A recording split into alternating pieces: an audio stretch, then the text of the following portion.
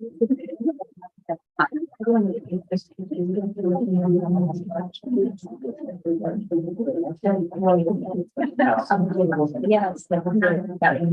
printed it out. I didn't see it. Yeah. Okay.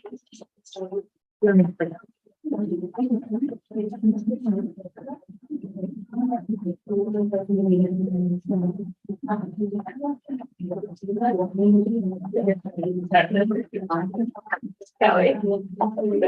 There. Oh, that there. You're not actually. Oh, yeah, let's do it. How we make it all neat up and we can pass on. Yeah.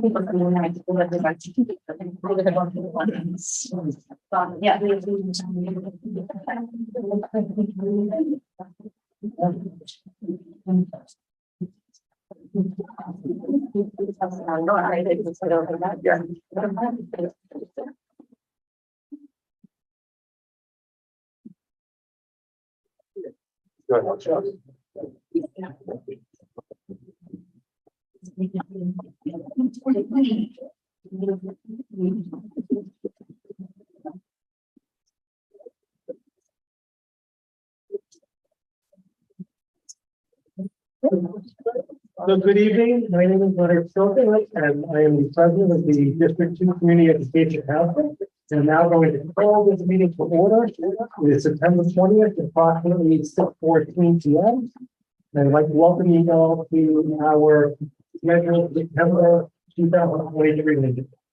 I now ask our recording secretary to take the roll call. Sure. Free Aye. Here. Did I get it right? We did. Okay. Allison Bowen. Yes. Daniela Egeroff. Yes. Gavin Healy. Here. Charles Love. Here. Lord Marin. Here. Sonal Patel. Yeah. Jessica Savage. Ms. Savage cannot make it here tonight. She has refused that. Sarah Schechter Ehrenberg. Yes, here. Those? Yeah, no, 100%. Okay, great. Sabina Serenise. Here. Leonard Silverman. Here, Craig Sluskin is here. do we have a quorum? We do. And what is the total number of people present? 11 present, 1 excused. Thank you. Now with the quorum being set, I will now begin the meeting. The first item on our agenda is the announcement of council's calendar meeting warrants and expectations. First, I want to thank our gracious host.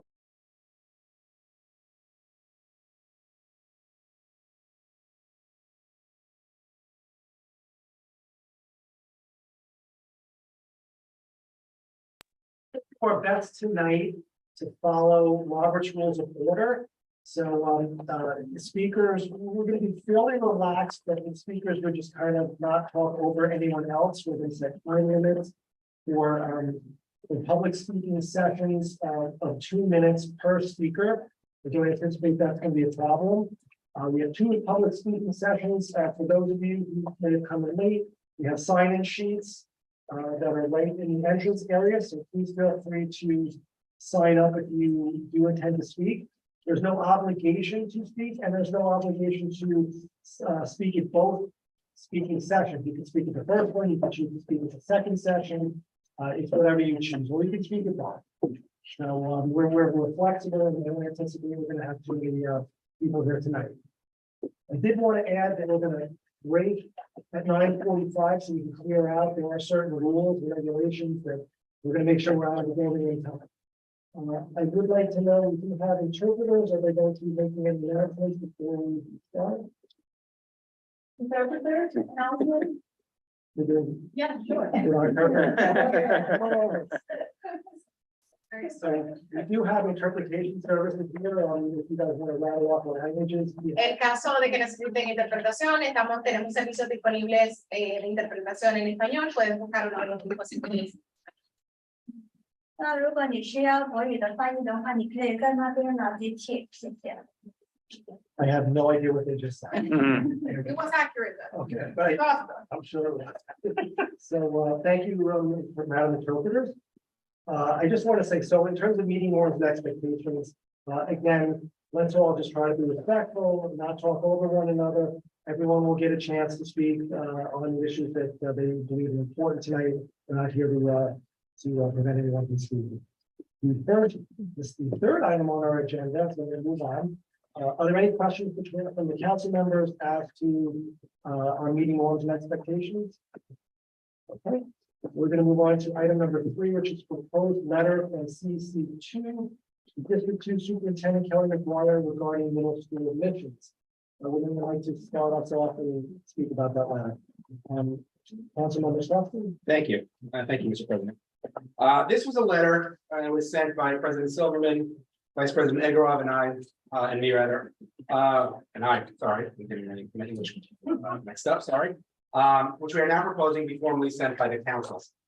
This letter pertains to the upcoming middle school admissions.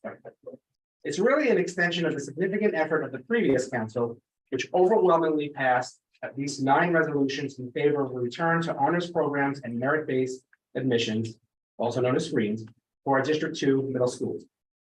As a reminder, District 2 had several screened middle school admissions programs pre-pandemic. That process was paused during the pandemic for the entire city. Last year, Chancellor Banks put MS admissions criteria back in the hands of the district superintendents and instructed them to have engagement sessions with the public about this most important topic. And there were several. In each session, parents and guardians overwhelmingly asked for a return to some version of screening. In fact, during one session, which was geared towards Chinese-speaking families, my understanding is it was near unanimous. However, while other districts did return to some level of screening, the superintendent required elected bodies throughout the district and instead enact some small form of advanced coursework in math in some students. The previous council, of which I was not on, passed 2 votes of no confidence. This year, the CECD2 election results showed a clear mandate for the support of these positions. As such, we're asking for several items, including academic screens in schools that were screened pre-pandemic, SP programs with academic screens that existed pre-pandemic, programs that offer combined screened and lottery admissions, maintaining a combination of zone priority and lottery admissions at both zone schools, and also neighborhood community schools for families who prefer this methodology and type of outcome. Offering accelerated programming in New York State regions at all zone and large middle schools. An advanced curriculum should not be limited to just mathematics, but also include science, social studies, ELA, and world languages. And to eliminate the notion of a scarcity model, the 4 D2 zone schools must offer SP seats for any student that qualifies based on a set of metrics, but was not offered a seat at a screened school. Any student who scores a 4 on state test should have an offer for a spot at either a screened school or an SP track, or some other metric if it's not that. We also request that state test scores be used. This will even out the playing field because we know that grades can be subjective by school and even by teacher. There is a precedent this year to using tests. While not using state tests, Mark Twain in Brooklyn does administer tests and uses those scores in middle school admissions. There's been a mass exodus of students leaving District 2, especially after 5th grade, and even starting earlier to get a leg up on the private school admissions process. Many go to private, others to charter. Others are leaving the city altogether. One family in my own school left to the suburbs after 1st grade. They can afford to live in the city, but can't afford what they expect to be inevitable, private school for middle school. So in her words, she might as well rip the Band-Aid off now and make the move. We feel that all students have the right to an education that meets their individual needs that's appropriately challenging. We believe that the enactment of these admissions criteria will address these issues. Thank you, Mr. President. Thank you. So I'm going to open the council for discussions on this proposed letter. Is there anyone else that would like to make a comment at this time? Samantha? Are we microphoning it or just speaking as loud as we Try it. There is a microphone. Yes. It can pick you up. So I am not in support of this letter for a number of different reasons. The first being that I do not support screened admissions, but I also have a number of issues with the letter itself that I'd like to just sort of walk through.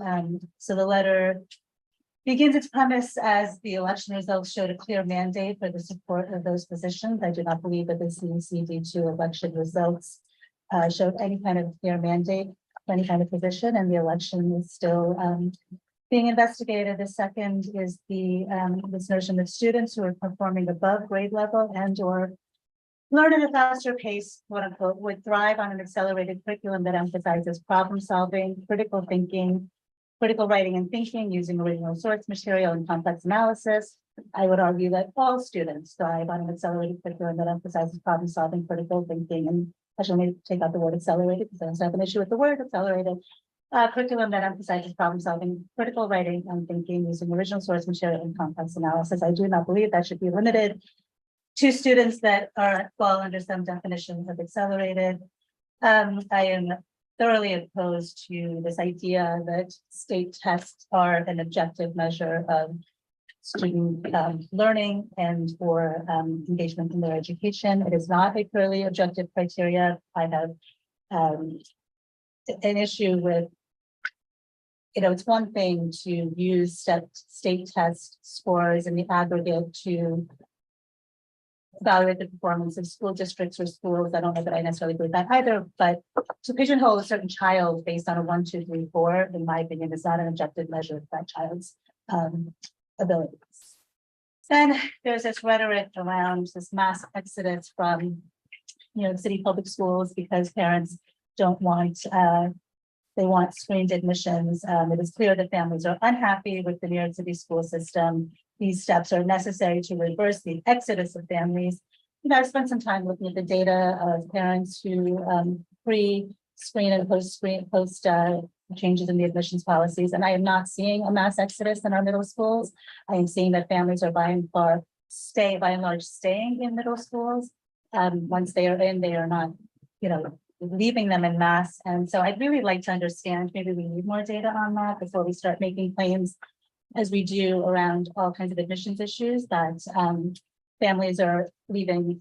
There's an exodus of families out of our system because we do not offer screened admissions. I work with families in a different context, in the real estate context, and I speak with these families all the time, and many parents are choosing to move for different reasons, and that has nothing to do with the fact that they're not happy with the fact that their children are not being screened into particular things. Again, the same thing, goals, many will continue to leave for the suburbs, et cetera, et cetera, et cetera. We talk a lot on this council, anecdotal information from the families that we are connected to, and we say, I hear from families and I hear from families that, they're leaving. I'm hearing from families that they're not leaving and they're actually quite happy that there are no screens. I am hearing from families that are leaving because their child isn't getting the special education services that they need or are entitled to.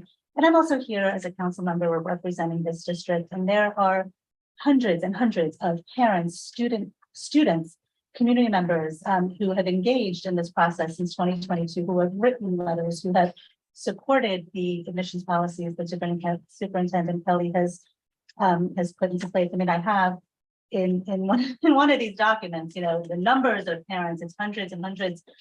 In 2022, there was a letter. In 2022, there was an educator's letter. In 2023, there was another letter. So, I think we should, as a council, recognize that there is not, maybe the majority of this council agrees with screened admissions, but that as a body representing all of D2 families, I am fully opposed to supporting this letter. President Silverman, may I make a suggestion prior to continuing comment on this particular letter? Since we have 2 new appointees who weren't here last month at our meeting, when we all introduced ourselves to each other, I think it would be great if they could introduce themselves and share information about whether or not their children are currently in public schools, if their children have attended public schools previously, and if they're have any other information that would be relevant to their credentials as to why they applied for the borough president appointee or anything that would help us. And if they wanted for us as council members to introduce ourselves as well, since we haven't had a chance to meet all together previously. I think we can do that, but a couple of things. Number one, you can't really compel anyone to talk about specifics in terms of their backgrounds. I mean, I would like to. No, I would just like to hold. I'm happy to make an introduction. I I'm get sure it. Sarah- I just like to allow everybody to introduce themselves. I just want to appreciate the suggestion. I'm just going to suggest we just finish discussion on the letter, and then we can discuss the council, if that's okay. But again, you know, if a certain council member, he or she wishes to speak, you're not obligated, when you introduce yourself, to discuss certain things beyond what you feel like talking about. So it was just a suggestion. So is there anyone else that? Yeah, so I have a question because mostly just for informational purposes, obviously I'm newer, well, to the council, but also to the city. And I know this change only happened a couple of years ago, fairly recent, right? So can anybody can do this briefly? Kind of explain the impetus for it. So what was the point? What was the lottery trying to fix? Okay. I'd be happy to address it. I served on the council from 2017 to 2021, and during those 2 terms, there were many efforts to change our screened admissions to middle schools to a lottery-based system. Is there any way we can tell if anyone who's streaming this can hear us? Yeah, point of information from the back. There are refrigerators running, so if you could hand a mic around to any speakers. We don't have, but you can move I'll on. try to speak up, but just forgive me if I sound like to Sarah and Charles. Forgive me if I'm screaming, but I'll try to speak up. You can please, come on, it's okay. Don't put you on the spot. Great. I will just say that the effort, the chance of pro merit based admissions and of ability. Sorry, Jess. grouping- Somebody texted me that you can hear us on Zoom. Okay, great. Also keep shouting a little, so probably now from Sarah and Charles for the folks in the back. The efforts were strenuously contested in this district, and we had many families who wanted to keep admission systems, and we have many parents, including, I think, pretty much everyone sitting here, who applied their kids into academically accelerated programs and sought those programs. And the numbers tell us very clearly that the majority of parents wanted those accelerated programs. When COVID hit, it was, I will editorialize here for a moment, an excuse for the administration, who was anti-merit, to enact a lottery-based system, which had been explicitly rejected by this district. I will also point out that I sat on a committee when I served as a president of this council, which engaged in numerous engagement sessions when we sought a New York State Department of Education grant.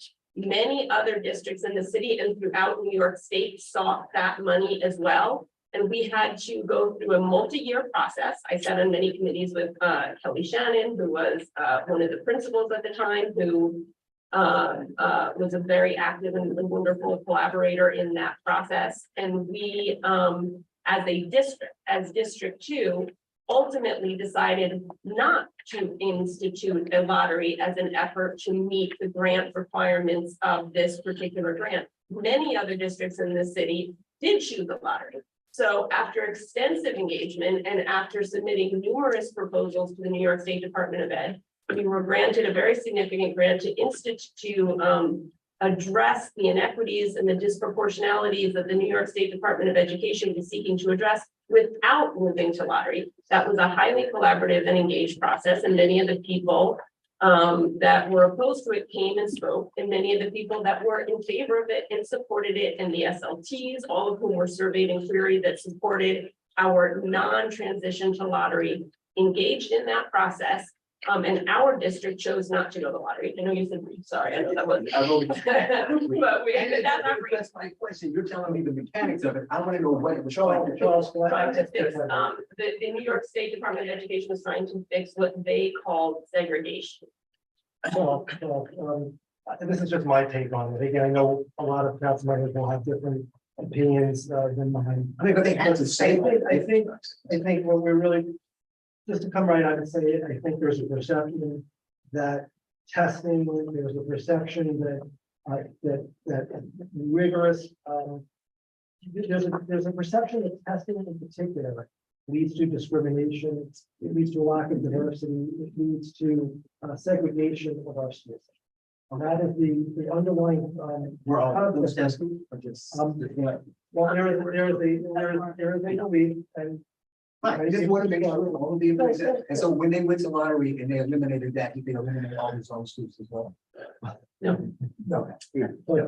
but there is a perception that testing corresponds to the higher test scores are like the more privileged or come from better academic, better, have more resources, better economic resources.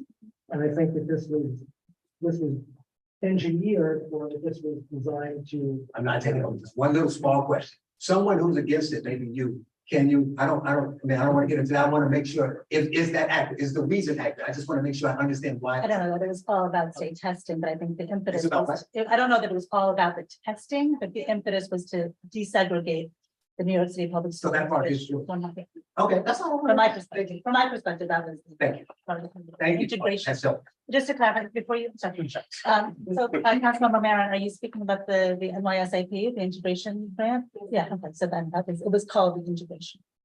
I'm sorry. New York State integration plan, right? It was called the integration plan? It was federal funding that came to the individual New York State Department of Education from the Obama administration to integrate our schools. Millions and millions of dollars. Chair recognizes Councilmember Healy. Thank you. So first I'm going to say about that particular grant. I mean, that was a long time ago. I wasn't even a parent then. I think I wasn't on this council. So I can't really speak to what we did, 2 terms ago, 3 terms ago. The other thing I'd like to say is, as the IEP representative on the council, to speak to, the 4 main previously screened middle schools in District 2, the largest, I think, East Side, Lab Mill, Clinton, and Salk. And I want to look at the difference between, say, 2018, 2019, and today, and how many students with disabilities are in those schools. There's a significant increase in students with disabilities in those schools. And I think part of it is related to the elimination of the requirement for the so-called objective state test. I mean, I think you see that a test, where we are judged on our performance in one day, or 2 days, is not a good indicator of people's performance. It's not how we're judged in our workplace for the most part, or in anything in life for that matter. And also we see this kind of, I think, pernicious trend of schools teaching to that test. I mean, schools starting very early on the test, and it consumes so much of our time, our educators' time, our children's time, that could be spent, on better on other things. And I think that's just one point I just want to supplement and add to the conversation. So I'm going to just speak really briefly to the letter itself.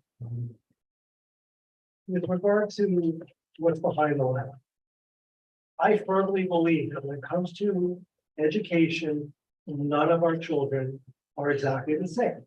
And it is our obligation to provide and to meet our children where they are. That means that certain children will require IEPs, certain children will require additional supports, certain children will require accelerated programs. It is incumbent on the Department of Education to meet the needs of our students wherever they are on that. And I don't want to call it a spectrum because I don't want to necessarily divide students into academic levels, but there is a spectrum of learning. I don't think we can disregard that. And I think it's incumbent that the Department of Education provide parents with a product, because that is what we're talking about. We're talking about a product. You choose to put your child in the public schools because you believe you will be receiving a product for your child that will meet their needs. And that we should do everything we can to accommodate and provide whatever supports, whatever level of attainment, whatever it is to challenge, to enhance, to support those children at whatever their academic capabilities are. For some people, it will require additional supports. For some people, it will require English language services, whatever it is. But when we don't do that, you have a number of things that happen. One, we're failing our kids, and we're failing our parents who choose to make New York City a community that we live in. And that's why schools are so important, also for engines of mobility, for everything. And I understand the anecdotal evidence, but I can assure you that people are leaving the school system. The impetus for this letter is the chancellor went to superintendents and said, you can have some autonomy over deciding what type of admissions plan we decide for your district. And last year, despite our CEC overwhelmingly going to Superintendent McGuire and saying, look, we'd like you to consider screened options. The response was a resounding and deafening no.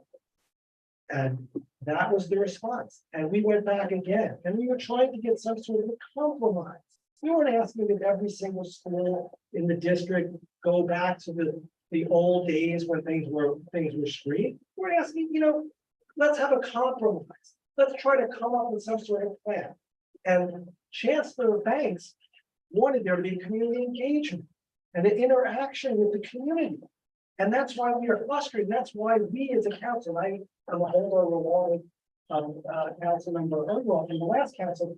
We went to Superintendent McGuire and we said, please, we want to work with you. But we did not get any of that. We did not get any accommodation. We did not get any flexibility. Instead, we got retrenchment and all those parents who spoke, every parent who spoke. And I'm not talking about the parents who have already spoken, like leaving our district, but every parent who spoke, their voices were ignored. There was no engagement. As a matter of fact, a lot of our resolutions focused on the fact that principals, and you were not one of them, but principals in middle schools were already telling parents when they were going for class visits that their schools were not even going to be screened even before the plan was released or what was going to happen was going to be done. So what message does that send to parents? It tells us very simply, the fix is in. The fix is in because that decision has already been made. So we are coming again, Superintendent McGuire, with this as a continuation of the policies of our last council, because those parents didn't, well, a lot of them have left, but you can't ignore all of the parents in this district for not allowing period of time. So we would like screen school. We would like the things that Council Member Slutsky talked about. And we would like to work with Superintendent McGuire, but we do expect some sort of accommodation. Not we're going to have 4 accelerated programs in 4 middle schools, because those are really half measures and those don't meet the needs of our District 2 students. So this letter is about meeting the needs of our students, and it's about coming right up front and saying this is a continuation of the policies that we want to see in our district. And that's why we're proposing this letter. We're going to ask the council. The reason that this is a proposed letter is because it's approved by the council. We will sign it as a council and present it to the superintendent. And so some hands first. 3. Yes. I don't think anyone don't understand anything like that. I'd like to present my opinion as well, and being the voice for the parents that helped me bring me to the seat. I know that this is a concern of theirs, and they would like, there are parents, even just yesterday, when I brought up that this is a resolution that is on the table, and I speaking humbly and out of respect, that they do, everyone I know is like super excited about the possibility that if this were to go into effect, that there would be screen. And again, I am a parent of a child with an IEP, and that does not mean that they're below anyone. They could be as gifted, if not talented, than anyone else. So that I don't think that speaks of anything. It's just a different way of learning, perhaps, and a different way of understanding and socializing and understanding. But having the screened admissions, I also believe that in life, in college, right, you just to have an open lottery to say that it would, and it's about categorizing. It's not about someone smarter, the other person's less. It's about putting the kids in the group that they fit in so that they can learn to the next level, right? Each child needs to go. So for a teacher, and I've had experience teaching, when you have kids that are at a certain level and other kids are different, it's hard to teach. Are you teaching the lowest denominator? How are you bringing all the kids to their next best level, right? Even in a college setting, it's not going to be a lottery system and anyone can go to any college that they want. There will be screening to put the kids, in my opinion, with their like-minded children. And when it comes to career, when it comes to your jobs, right, it's going to be, there's some screening, and it's teaching our kids for you to be in the best quoted category for your ability. And there again, I don't believe there's hierarchy or low. It's just putting certain kids together for them to achieve their higher best self. And so the parents that I do represent, and I, again, just yesterday, like, is that still possible? Like, yeah, it's on the table, we don't know. Like, oh, because I thought it was just going to be, and I swear, if anything else, it's going to be just lottery based, and there will be no screen, because she's like, my daughter, she is particularly, that particular child is exceptional. And she's like, so we're looking into private schools because I thought this was off the table. And I'm like, no, we will. She's like, oh, good. So there's some hope, because they can't afford the private school, but they were willing to go to a smaller, like we'll live in a, like, you know, 1 bedroom as the family, the big family, that for our child to be able to send them to a private school, and it breaks my heart. So there are many families, and again, it might not be a representation of everybody, because, you know, there's diversity, right? Which is why we left New York. And I've been living in District 2 for about 11, 12 years, and my child has, all 3 children have gone to school here. So those are the parents that I have not seen, and it's good to hear different viewpoints, but that is my understanding.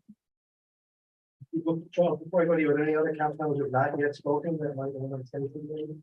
I have a statement from. Sorry, we're gonna go back to Charlie. Excuse me, I have a statement. Oh, okay. Yes, okay. So, Councilmember Savage could not be here tonight. She has an excused absence, but we had spoken beforehand and discussed that another council member could read a statement on her behalf, and I believe that's what you're intending to do. She has my input. Okay, this is on behalf of Councilmember Jessica Savage. No, reason I asked for a mic is my voice doesn't carry. Yeah, this. All right. Superintendent McGuire, can you move that little, sit in front of her, just for now? Is that helpful? I don't know if that'll help, but we'll try. We'll try, and I'll try to. Good evening, fellow District 2 parents and council members. I am sorry to be absent from tonight's meeting, but I am home with COVID. I appreciate your reading into the record the following brief comments, which I would have made in person, likely with more elaboration, had I been able to attend. With respect to agenda item number 3, the letter regarding middle school admissions, I am not comfortable signing on to this letter. Separate from whether I agree with the principle of academic screens, I find the requests in the letter overreaching, and I question the validity of much of her quotes, evidence used to support its arguments. In parent, not the least of which the notion that tests are necessarily an objective measure, or that a majority of parents in this district actually agree with this letter's recommendations. End parent. Thank you for noting my objection. There's more, but it's related to a resolution, so I'll leave that in here. Thank you. I'm sorry, Councilmember. Actually, I'm fine. Go. All right, so we can introduce myself first, so that we I'll let can. her- I'm gonna give I my- know, Sarah. Yes, I am happy to give my, details as well. I was born. Guys got time, right? I'm Sarah Schechter Ehrenberg. I'm Manhattan Grove president appointee to the seat. I have lived in city mainly. I came for college and I never left. How's that? Parents are New Yorkers as well. And I have 2 children at Lab Middle School, 7th grader and an 8th grader. They both went to 41. Kelly Shannon is lovely time. District 2 or whole life. I am a vocational rehabilitation counselor by training, so I support people with intellectual and developmental disabilities and other disabilities to find, obtain and maintain employment. Currently work for CUNY, supporting capacity building for behavioral health programs within New York City, focusing on trauma-informed services and really the effect of COVID in historically underserved communities. So my credentials, if you will. And personally cannot afford to send my children to private school. Solidly middle class, you can't do it. You probably wouldn't anyway. I'm a child of public school and raise my children, but I can't not leave in New York. So it's not gonna be that. My question on this is that in both my children, my older one got into lab on lottery, which is really great because of COVID times, and also he was hit by a car in fourth grade and sustained a traumatic brain injury and a broken leg and was out of school for a while with cognitive disability. Kelly knows because there's a lot of accommodations 41 was able to do. So I do appreciate that. So the test scores would have been not a reflection of who he was or is. And he's thriving in lab. He's thriving in the inclusive environment of lab. So is my younger child who got in on the sibling. And he is a very different child and not a science and math kid, and he's thriving as well. My question on the letter is this is wonderful that we all want our children around New York City to succeed. We're talking a lot about people want this, and we have you know, that it doesn't work out for certain kids and people are leaving. It means nothing to me without statistics. I just need some numbers. And we actually have information that we could gather. I wouldn't even come close to reading a letter like this until I find out how these children who were lottery kids have fared. Are they seventh graders or are they eighth graders or freshmen? Eighth graders now. Okay, great, great. We have a beautiful, scientific term, you know, but you know, data set. Sample Yeah, size. thank you. I appreciate the. So we have a data set. Let's look at the data set. Let's see what's happening. Okay, if you believe test scores are so great, let's see if they're getting into the schools they want to get into. Let's see if they're thriving in their SATs testing. Let's see if their finishing rates are, and let's see if they're leaving middle school and high school. So until there are numbers involved, I really don't know if there's any way to discuss this letter and have this. So I just want to address, you asked questions about numbers. We actually have some of the numbers in the district too. Send them over. But I will say before Councilmember Slutsky mentions the actual numbers, there's no question when you hear these numbers that people are leaving District 2. What is not clear, and I want to be absolutely sure to explain to everyone, is that we also have a number of new students coming in because we have a large number of migrant students that are coming in that are also skewing those numbers. So I think you have to take out, and what I've heard between 1,300 you mentioned and maybe up to 2,000 maybe already migrant students. It could be as many as 10% of our district in the last year or year and a half coming into the district, which I think is going to skew the numbers. I would disagree with you on one thing. We learned from COVID when you had students that were not learning, that were receiving remote learning, there was a learning loss. We can't afford to wait years or 2 years to find out what the effect is of certain policies. What we do know is that what we had in District 2 worked. It worked and it worked well. And our schools in District 2, the most respected schools, and the schools that really were providing on all spectrums, on all levels for the students. A lottery number doesn't address whether somebody has an IEP. A lottery number doesn't address anything, and other than reducing a student to a number, a random number. So I'm going to turn it over to Councilmember Slutsky, who maybe can answer the question with regard to the numbers. I'll give you, and this may not be all the answers, but it's going to be some of the answers. So district plan, the Department of Education has an office called the Office of District Planning, which provides a lot of good statistical information about each district. And they provide a report to each district. All of the council members received that report over the past month. And the latest report, looking at total enrollment of District 2, and I'm going to pull out because District 2 also includes high schools, and I'm not going to include high schools for the purpose of this, because that's not really what we're talking about. From the 2019-2020, in 2019-2020 academic school year, the district had 27,338 students, excluding the high schools. In 2021 and 22, the district had 23,163, and 22 to 23, so last school year, that the number is 22,876, but that also includes an influx of people, the asylum seekers, which we're happy to have, and they add a lot to us, but you know, we're talking about people who are leaving. So between 2019-2020 and 2022-2023 is a 16% drop, not accounting for the addition of our new families. So that's one number. One case study I just wanted to mention is our host school, Lower Lab, half of this building, which is Lower Lab. So I have the information on Lower Lab. And last year, at least 27 of the 57 graduating students left the system in favor of private schools. So 27 out of 57 left. The prior year, was 10 students had left, and the year before that, 5. So a significant increase. We went from 2 years ago, 5 of the students leaving to go out of the system to 27. Now, that's one school, obviously, take it for what it's worth, but at least it is some data. Of course. The first thing you said about children leaving the New York City system, is that leaving? This is New York District City 2. system, the District This is- two? remember they gave me Right. District Are they leaving the city and going to private, or Yeah. are they leaving the public? school? So that's a They're good, leaving entirely. yeah, so the actual, in the district planning, you may not have gotten, I don't know if you were actually on the I council. find it, I Yeah. appreciate you So, helping no, no. us speaker than I did. That's totally fine. And we'll get you. to- No, no. Yeah. Thank you. So, so right there's a page on here, a significant, so. Page, sorry, so from last year, so from 2018 to 2019, and then from 2021 to 2021 to 2022 to 2022 and 2023.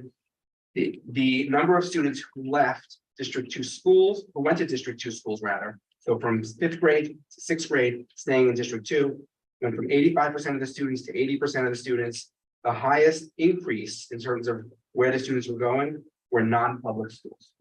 So I would guess that I'm guessing. Within private. here, they stayed in the city and went to a non, that's what that status. That's, if I understand this correctly, yes. And just so you know, at some point in office, and Lynn can correct me, I think office district planning comes in and presents to us at some point, so we can Yeah. delve into the numbers. Yeah.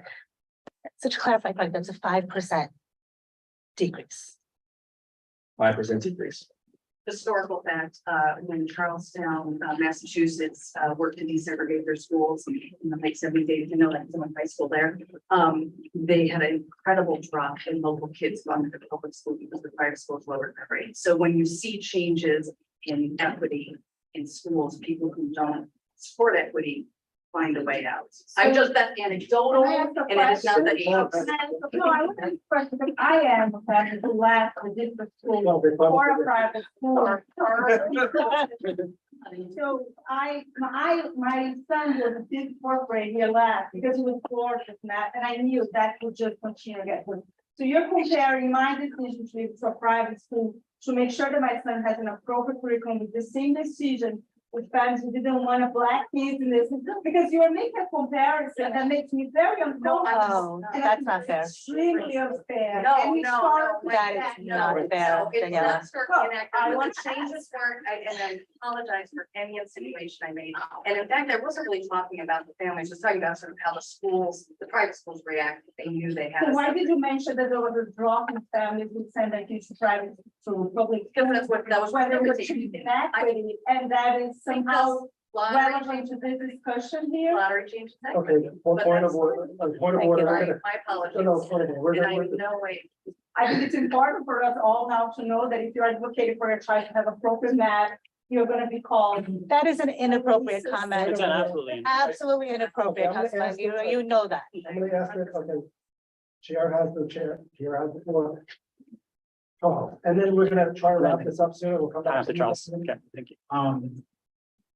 Wow, I learned a lot, but this is really interesting, and I'm a little confused, and maybe you all will understand why. And I guess that exchange, as difficult as it was, is important. It's a good segue. Because that I came in here not knowing and wanted to learn about and listening to what's going on, and a lot of people had good points. So Gavin made, and those who think this is probably made great points about everybody can, that some people don't test well. What about them? Or testing shouldn't be the only option. And those things are really good. But I think you're missing something very glaring, really important with my leading question. I asked you all, if you all remember, I asked, why was it being done? So most of the debate from that question to now has been testing debates. But that's not why it was done. It was done for integration as the money was done, and both of you confirmed it for and against the other confirmed. So it was done for integration and desegregation. And so where I come from, we consider those words a little racist. Because, what it really says is white is good. So we need to have the black kids go to the white schools. Because we are, the people work for DOE, us here, and the parents care about the school, care about the city, and want everyone to achieve, right? I assume we all agree on that. So that means if the school in my neighborhood is bad, We're all tasked to improve that school, not to say this majority black school is bad. So let's just ship the black kids off to other schools because we need to have an even number of blacks in every school. So, I mean, you're nodding, but all you all talked about was test score, but you said that the reason for it was integration. I mean, I don't know, unless you have a defeatist mindset, I don't feel I need to go to what's white to make it right. So that's my problem with this. So not one person for and against, everyone, including all of you, no one mentioned anything about the face of the argument, race. You all talked about test scores, but you did it because of race. You all admitted it. That's the reason why you did it. Desegregation. This is not 1950.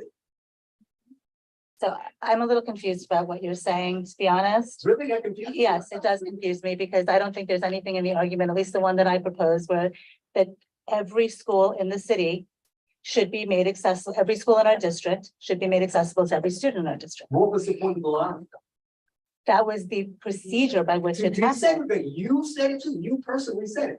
That it was, you confirmed. that it was to desegregate. So it wasn't to get the better kids who don't test well, but are really smart, an opportunity to go to another school. It's to move black and brown people around. Because it is a fact in this, it's a fact in this city. I think that's racist. That it is, that's fine. And you were, Charles, you are welcome to call me racist, or you're welcome to call me, I'm not as scared of that space as some other people might be. You took that as me calling you racist? But you, no, I didn't, but you were saying it to me, so I want to be clear. I said moving people around based solely on their race. We can have, I would actually really love to have this conversation with you on a larger scale. I think this is all about test scores. I am raising two wonderful biracial Black Indian girls in this town. They have been served by this school system. I will not engage with Councilmember Marin's request on my credentials or where my children go to school, because she knows where my children went to school, because our children go to school together. When your eldest child doesn't, every single person who runs for this council has to write down where their children go to school. And we all write down, Danielle has been very forthright about why she moved her children out of public school, and I respect that, but you're not being forthright about it. How do you know where my children go to school? If you have a question. Together, like that's Right. a small town. So, we all know okay, each other. we know, listen to me. Okay, I don't think we're getting, I don't think we're. Yeah. Okay, I think So we're- what is, All I'm saying is that people who like to hide the fact that they take their children out of public school to go somewhere else. Oh, my are goodness. so- okay, so let me tell you then, so Sarah told us that this, her kids went to school. I think it's a relevant data point when Fine. someone who says, this should not be anecdotal, but anecdotally in my real estate practice, people tell me this and that, and I think it's relevant. Your anecdotes are either relevant or not. The anecdotes of parents who come and say here and want more screening is relevant. The I am anecdote not- of why anyone, including yourself, moves a child out of public school may or may not be relevant to the arguments they make about why other people shouldn't have the choices and the options that Right. they're arguing for, that those people procured for their own and children. I have been hearing you say this for the better part of 6 years. And the decisions that I make That's on what where makes my people children go to elected. school are mine. And they have nothing to do, and you can laugh if you want, Councilmember Marin, but the way that you approached me at the get-go of this meeting, challenging my credentials, I did not apply with this position for you. Challenging going So on. I- I'm saying and you school know- choice is relevant. And those who oppose school choice by individuals who want the choice of having a. So I'll tell you this, okay? We went through the lottery system with my older child. She got into LaGuardia and she got into Clinton on lottery. We were the parent, the family that got super lucky, and I took my child out. And that was for a personal reason that is none of your business or anyone else's business on this council. So what you're, and I'm responding, I made a choice. Excuse me, No, everyone. no, Okay. but I'm sorry, no, I made a choice for my child based on what was best for her with the options. It was not because I was anti-lottery, because we didn't believe in equity. I can tell you my entire history. I don't want to know your side of the stream, you don't want to know mine, it's not. Then relevant to know. please, What I am in this simply council, saying is, Councilmember Marin, please.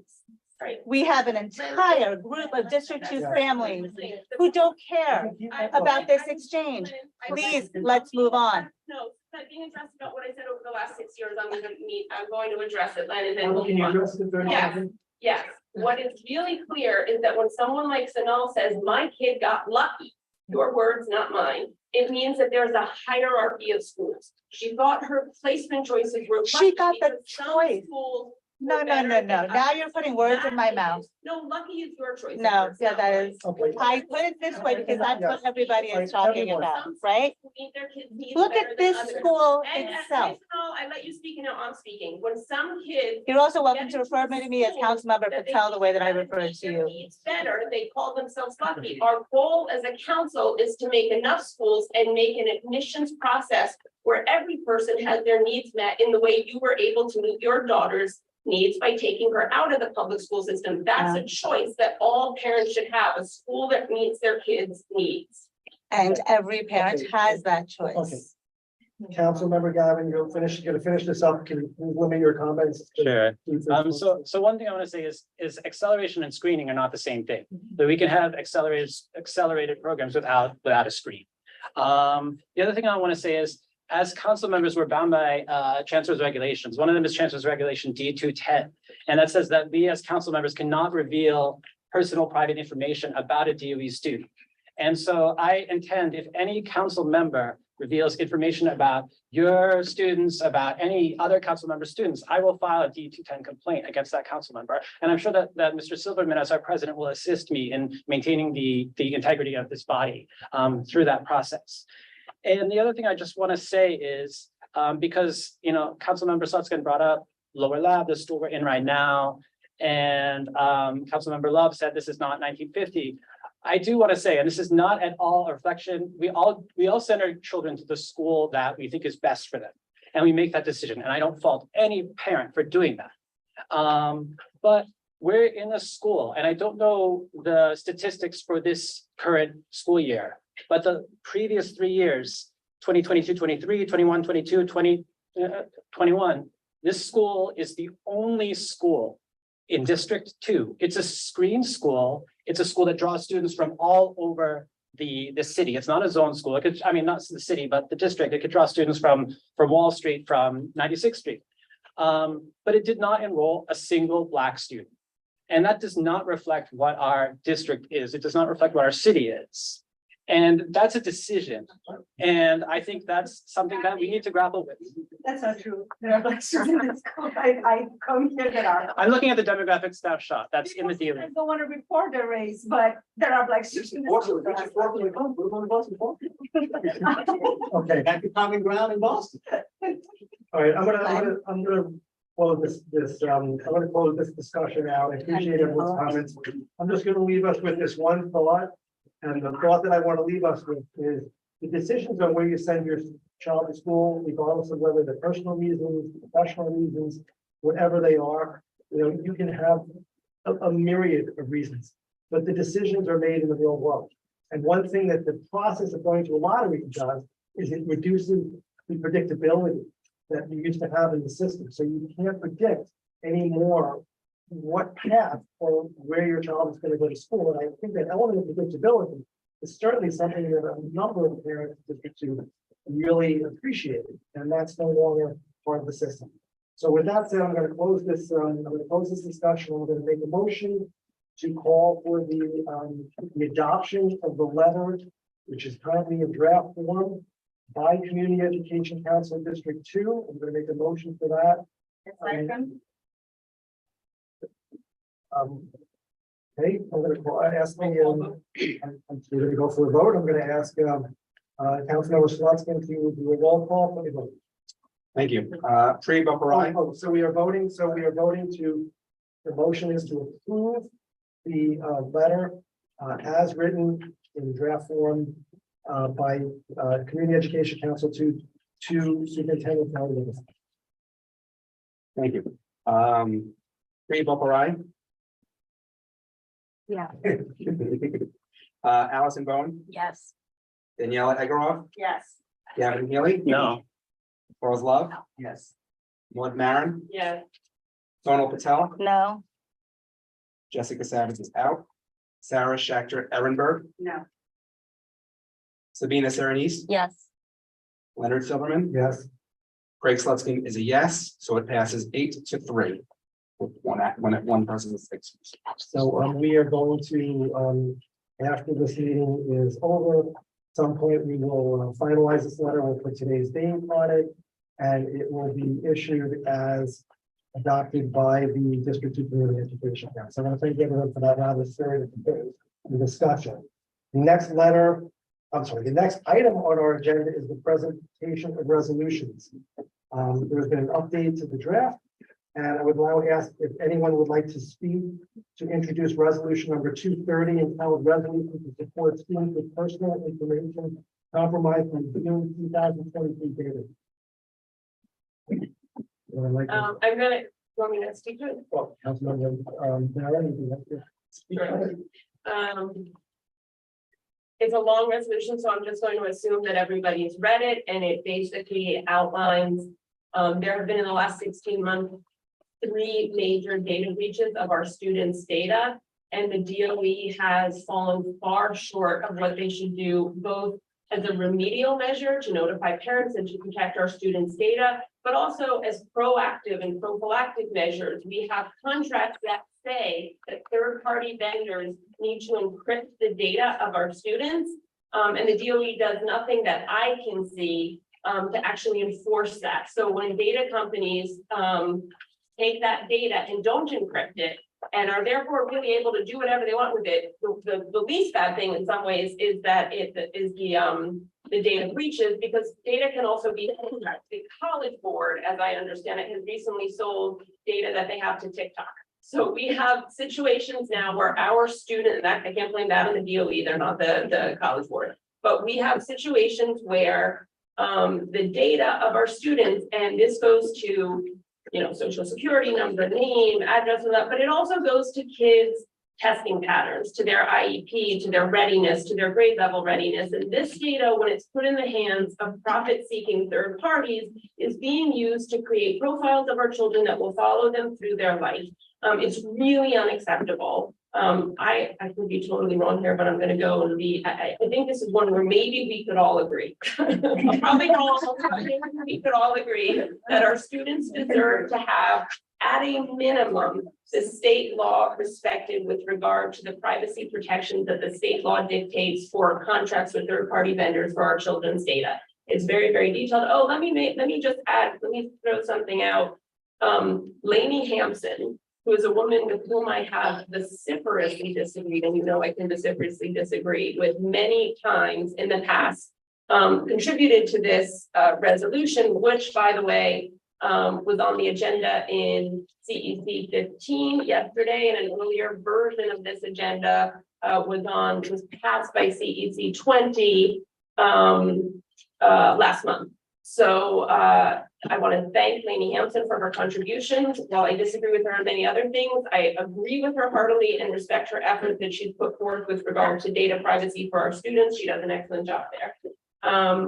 So this, the goal here with this resolution is to get as many CECs as possible to pass it. An earlier version passed in CEC20. It's on the, it was on the calendar in 15 and is going to be voted on in October in 15. I would love to see this resolution adopted, and it is part of a CEC, a citywide effort to get the DOE to pay more attention and to put in protection for our students. Thank you. The next resolution. Before we do that, we're about to open up the public session in a few minutes. If you haven't already, could you please, if you want to speak in the first public session, please sign up. There's a sign up sheet right over there. Thank you. Sorry. We've also opened up the chat, I believe. Yes. And we are monitoring, so if anyone does want to make any comments, please keep them civil or you will be removed. The next item is, would anyone like to introduce and speak briefly on resolution number 231, entitled resolution on conducting CEC2 meetings in hybrid format? Thank you for that one. All right, thanks. So it is a resolution for conducting CEC2 meetings in hybrid format. Our goal is to increase community engagement, family engagement. It is very difficult for families, caregivers to get to meetings for public speaking. You can only do part of the public comment if you're present. In terms of accessibility, childcare, work a million and one reasons that it's difficult. It's hard for all of us to get up here, and I appreciate every single person who was able to do that. And I appreciate people who are able to dial in on Zoom and YouTube. It really, we want to be a council of parental engagement and family engagement, and this would help increase that quite a bit. And many, as you can see, it's not numbered, third to the last whereas. There's a lot of CECs in the city who already do a hybrid. There's a lot of policies and tech guidance in place, so we're not going into this blind. Yeah, that's it. So try to be brief. Was I brief? You were brief. Okay. We're gonna get up to full. So the next item on our list is a program presentation. I don't think we have, you're gonna just do your superintendent's report, correct? And in that report, you will present, correct? Okay. Yes.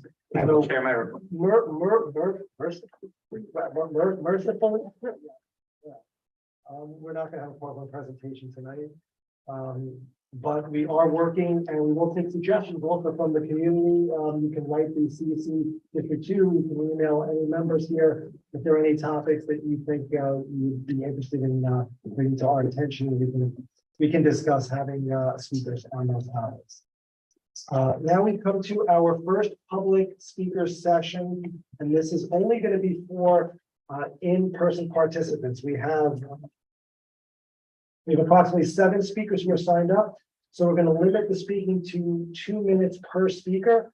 I'm going to ask that whoever is going to speak kind of comes up. I don't want to put you guys on the spot, but we're going to really need you to be Sort of in between Councilor Haley and if somebody could explain to me who is controlling that 2-minute time, I'd appreciate it. Okay. Councilmember, can I ask that when you and I served on this council previously, we asked parents to identify whether they were District 2 parents or not. And I would like to reinstate that because District 2 has historically and anomalously, I can get that word out, attracted a lot of non-district parents to our speaking, which doesn't happen so much in other districts. So I think I would like to know when I'm listening to a District 2 parent. And that is a good suggestion. Again, I can't compel you what you're going to speak, but it would be helpful to your position, or maybe helpful to your position if you do let us know where your child goes to school. Yeah, purely voluntary, purely voluntary. Yeah, or different. The first speaker we have, it looks like I'm not the greatest, it looks like John Katz. Do I just stand here or? do I- Again, You want to take this online, you need to be near, yeah. I'm sorry, we don't have a podium, we don't have a. Yeah. Official with it. So I am the parent of 2 District 2 children, actually, and children have both come through this school, and I have a child who just finished up at Eastside Middle. So I've gone through this middle school process, and I have a child who's a student who is a current 5th grader at Lower Lab, and I can tell you, just from my own experience, that the numbers that you're talking about of people departing the school for private school is absolutely the case. I know lots of parents, lots of friends of mine, lots of my daughter's friends have left, and it started last year and it's continuing. There are significantly fewer kids in the school now, so that's not anecdotal from people that I happen to know and come across who are looking for apartments, as people in my child's classroom. So I just want to say that that's true. Not all children, in my opinion, learn the same way. And just as it would make no sense to allocate other resources for children with different learning challenges by method of a lottery, I think it doesn't make any sense to allocate resources for children who could benefit from accelerated programs by lottery. If the objection to screening and testing is that it's not an objective measure of a child's aptitude, it makes no sense that a random lottery somehow is a better method of determining who belongs in an accelerated curriculum. The real problem to me is that there are not enough quality schools. I think you said before, it's a resource, it's a scarcity of resources. And the solution isn't to dismantle programs that have served children well, which seems to be the fashion these days. It seems to me that the solution is to lift all the schools to the levels of the ones that everyone wants their children to go to. And the place to start is in elementary schools. Having been a Lower Lab parent twice, I can tell you it's a fantastic school. And one of the things that I think about when I'm in the school, how great it would be if every child in the city, in every neighborhood, had access to a school like this. And the only reason is that there's no will to do that. And there are some neighborhoods that people are perfectly willing to leave behind. So that's it. That's all I have to say. Thank you. The next speaker we have is Annie Woods. And, Ann Woods, I'm sorry, I Ann. apologize. um, Sorry. I might go. That's why I'm not, that's why I gave him the job. of, Councilman, You can introduce him. I think we'll be okay with that. I am a parent of a student in District 2, two students in District 2, they go to PS 340. I am vehemently opposed to all these screens. I am abhorred by even the conversation about it in 2023. It's embarrassing. The idea and the argument to say that public school is a choice. What parent, I don't have a choice. My students go to public school or they don't go to school. I have no choice. I can't opt into a private school. I can't even opt into a Catholic school. To say that it's a choice is an elitist statement to start. And then the argument of a meritocracy, it's a merit-based system. They do, you can't have a meritocracy if you don't have equality to start. So the PTA that earns $600,000 to support their school versus the school that needs to put the money towards larger machines because they're dealing with a houseless crisis in their district. That is not equality, and you cannot have a meritocracy in those schools. We want it. I want kids to go to school in their neighborhood. I don't want them to have to travel. That's NIMBY, that's redlining, and it's pure and simple. And it's wrong. I'm not saying we need to move the Black and brown children. I'm saying we move everybody. And to Councilman Love, the fact that the schools are not good everywhere is really the #1 problem that we're facing in this country and in this school district. Right. And the last thing that people say is, my kid worked so hard. Oh my gosh, he worked so hard to get a 4. He deserves the better school. He should. One person, Tracy, literally said, my kid shouldn't have to sit next to a kid that can't do 2 + 2 when he worked so hard. When you equal the playing field and you give every parent the money for the tutor, and the parent that doesn't have to work a 12-hour day and has the time to come and spend at these meetings to get their book, every parent in District 2 thinks it should be this. That's baloney. It's every parent that has the time to be here and do this. So we're ignoring all of those families that don't have the time to take away from their kids to afford a babysitter. All right, to come here to listen to this, to listen to people argue. It's disgraceful, and we are harming children, and that's the base. And what children are we harming? The children that don't get the 4. Because everybody's talking about this and this. It's all about who got the 4. The 4 is a 700-point scale, and it's one number. Hey, Ms. Woods, I'm sorry. All right, you can get a 4 by one number. So the kid that gets the 3 by one number gets less of a chance. Last thing, you're deciding 3 years of a child's life, 7 years, or possibly 11 years, high school admission, college admission, based on 2 days of testing. I hope that kid doesn't have a bad day that day. Thank you. Can I just also ask that all speakers kind of please try to respect the time? It's not about what someone's saying, whether I agree or disagree, but we have tried to set a time on it. It's about respecting those time limits. I'm going to turn it over to Craig to make all the names. Oh, great. Stefan Latner. I know, Steph. I know. That I could. I was scared to come up earlier, though. That was the problem. On my notes. Stefan, could you Can you go over bring the- it so Yeah. people can hear you on Okay. online? You mean because the people in the back can hear you? Online. I'll We're trying let to that go. cater to for online as well. Sorry, I was just taking notes on the laptop, so I'll just, the problem is when you stand here, you can't see the clock. We'll let you know. I know you won't let me know. Good evening, members of the council. Pleasure to meet the new council members. I'm Stefan Lautner. I'm a parent of 2 children in District 2 schools in this neighborhood. I'm a former PTA executive board member and a multiple term chair of our school's leadership team. I'm here tonight in support of both of the resolutions as well as the letter that has been proposed. I'm also here tonight, as I have been many times in the past, as a community leader of a 200+ family group that is in support of dual language programming in this district. And as every single time remain extraordinarily disappointed in the DOE with regards to the efforts that are done with regards to existing dual language programs in this district. There are significant resources that are being deployed for dual language programs currently, but extraordinarily limited in numbers that are being done in District 2, and especially completely ignoring the existing dual language program in East 76th Street and ignoring its expansion of that program. That program is successfully in its third year and has significant enrollment numbers. When you compare that pre-K program, which hopefully is the pathway into the rest of our DOE systems, that program has less under enrollment than the other DOE schools that we have. It's inexplicable to me that we cannot support this program. This information, this data, as we try to be data driven, somehow seems to fall on deaf ears within the DOE. I'm also here to discuss something that has been going on in our community of 200 plus parents, where we've had at one of these schools in this neighborhood,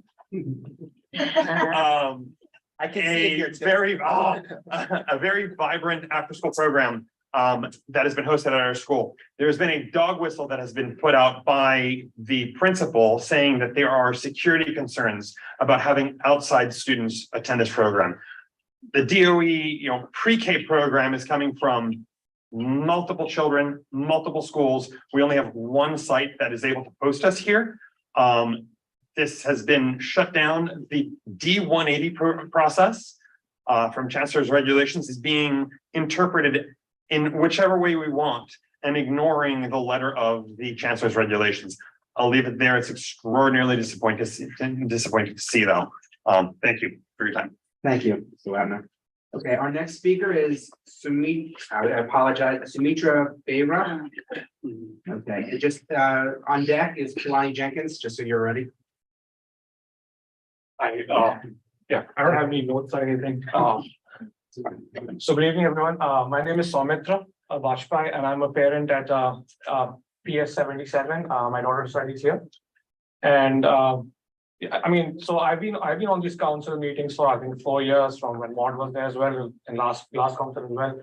And Mr. Kelly, when you were elected to the superintendent as well, I was there. I just listened to all of these meetings. So what I wanted to say was, I think last year we had this debate where you said that you didn't have enough time, and there was all this issue that had come up for the middle school admissions. I think the council has passed, I think, like 9 resolutions so far, and today being the 10th one. I think there's a clear voice within the council. So we elect the council, and the council is in favor of middle school admissions, and we have now 10 resolutions passed on the same. So I'm hoping that, and you yourself, like in your last meeting when you spoke, you said that it's okay to have some sort of screening for like language-based programs or the ballet, or there's a school of singing. Like there are all these kind of special programs that address the special needs of kids. So I just fail to understand why math and science has to be different. Why can't we have a screening schools that selectively look for math and science? Kids who have aptitude for those things as well. I mean, just like anything else, if for arts there's an aptitude, science also there should be an aptitude.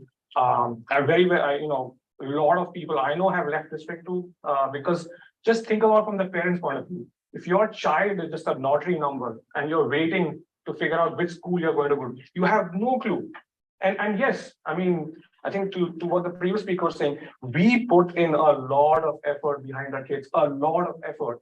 And the chancellor himself has said that the academic rigor has to be respected. I mean, if a parent sits there and makes his child study for like 2 hours every day to get good grades, there has to be some level of reward for that thing. Like, I mean, you don't select like football players with you screen football players, you screen volleyball players. And you can't make a team of just random people and say these 11 people are going to play, baseball because just because they are picked up by lottery. So I suggest, I mean, my thought is, I mean, we have to apply some reasoning behind and have like as a compromise, and have some screen schools. I'm hoping. Thank you. Thank you. Thank you. The next speaker is Kalani Jenkins, and on deck is Lisa Marks. Probably make it easier if I can see the clock.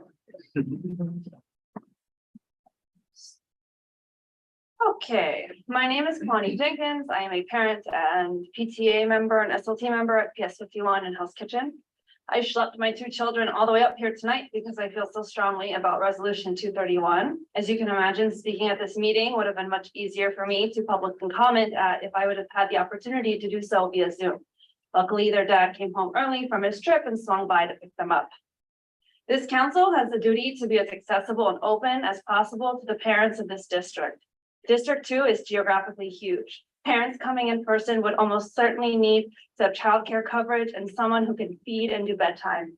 That is a privilege many in this city do not have or can afford. I know this council loves to say they represent the majority of this district, but the facts simply do not bear that out. The majority of parents don't know what the CEC is. The majority of parents don't vote in CEC elections. The majority of parents don't have the resources or energy to come to meetings for hours and hours late into the night and read pages and pages of resolutions. To be here in this room right now means we have access to time, money, energy, mental loads, and social networks many do not. We should not kid ourselves that we represent the majority of parents. If you shut any of them out of being able to log on and speak up while they cook dinner or bathe their children or commute to night shifts, then you will represent nobody but yourselves. Thank you. Our next speaker is Lisa Marks, and on deck is Rebecca Schweiger. I apologize if I messed that up. Hi, everyone. Yeah, I'm Lisa Marks. I have two children in District 2 schools. They're actually at PS 77. I have a third child. She's not at the school. But I do want to support all the resolutions tonight as well as the letter. Thank you to the council for putting that forth again. You know, my main focus is my child, as all parents think of their children. And I see that my fifth grader will graduate fifth grade, you know, accelerated, because that's the program here. Thank you to Ms. Miller and the staff. But what will he do next year? And if he's just a number, we don't know what the program will be in middle school. The zone middle schools right now do not have an honors program.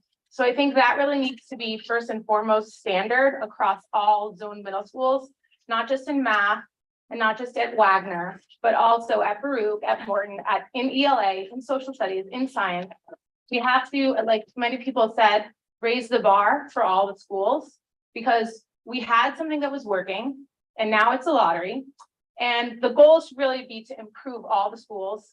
So I think if we're going to continue with lottery, the bare minimum would have to be an honors class across all, you know, large middle schools that could support that. And then I would like to see, you know, maybe a compromise. Maybe those who want a lottery can have a lottery, and maybe those who want a screened admissions could have some schools with screened admissions. I don't know why everything has to be so black and white, but I do know, you know, having 3 kids in District 2 schools and speaking to a lot of parents, being on different teams and everything, that, you know, I don't know any one District 2 student that doesn't go to after school for some kind of academic tutoring or classwork. And that's like out of hundreds of families that I know, they're all supplementing their education, because what's happening in schools is just not enough in terms of the curriculum. The curriculum needs to be elevated, because there's so many kids in District 2 schools that can do so much more. Please ensure something for these children for middle school. Thank you. Next speaker is Rebecca Schweiger, and on deck is Rupali Pardesani.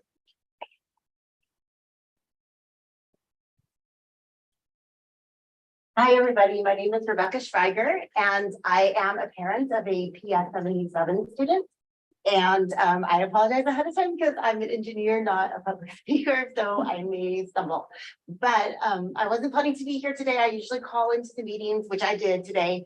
And as I was sitting there, I heard somebody on the council say that the resolution to bring back screen middle schools doesn't reflect D2 parents. And so I'm here to say it reflects me. I believe that screen middle schools, honors program at minimum, are extremely important for our students. We are so thankful for the DOE education that my child get me there. He is in 3rd grade, which is the last grade that was screened and tested to get in. And he's in a class with peers who learn at his level. And I just wanted to speak to the comment about equality, because that doesn't make sense to me. Kids don't learn at equal levels. There are kids even in his class who are reading graphic novels, some who are reading chapter books, kids that are barely adding, kids that are doing division and multiplication. Education isn't equal for everybody, and kids should be able to learn in a classroom with peers and with teachers who are prepared to address them at their level. And if everybody's just treated as a lottery number, they're not going to end up in the right place to meet their academic needs. So I really appreciate the honors program and the Screen Middle School if it can come back, and thank you. Thank you for your comments. Rupali Pardasani, and object is Daniel Orloff. Hi, everyone. Thank you for your time tonight. This is actually my first in-person CEC meeting, and it's a pleasure to be here and meet everyone in person. I'm a parent of 2 District 2 children, one of whom actually had the privilege of going to Lower Lab. And I wanted to just flag, my child transferred into Lower Lab. So we experienced the difference between our zone school, which is also a very good zone school, and the quality of education that he's getting at the Lower Lab school. The one thing that I wanted to point out, after hearing everybody's comments, is that we are losing sight of the fact that our children are growing up in a very globally connected age, and therefore a very globally competitive age, right? And so we owe it to our children across all schools to give them a fighting chance. They are not going to be competing only with their District 2 friends and classmates. They are going to be competing on the global stage. And the international schools are not looking at no screening, no lottery. They're not having these debates. They're pushing their children to perform academically to give them the best chance that they can have. And when I compare my notes, I have been comparing notes with my friends whose children are in international schools. And great international schools. We're talking Hong Kong, we're talking Singapore. I sit down and I break out Lower Lab's curriculum against it. And for the first time, I can feel that my son is actually in a school that is giving him that globally competitive advantage. And that's what we want. That's what this letter seems to address by saying, let's remove the scarcity factor. Let's bring this kind of rigor as an option to all schools, because as you so rightly pointed out, Anne, not every parent can be here today. We owe it to them. We have a responsibility towards them to bring that academic rigor to their schools, should they choose to invest the time in assisting their children participate in that particular academic rigor, right? It gives them that chance. It gives them a fighting chance, just like it gives the rest of our kids a fighting chance. So I'm with you. Not every parent has a chance to be here. We owe it to them. But I just wanted to say that, that's been my experience, and I share that experience with many other friends who have been through the school system here, both zoned and accelerated. Thank you. Thank you. And our last speaker for the first public session will be Daniel Orloff.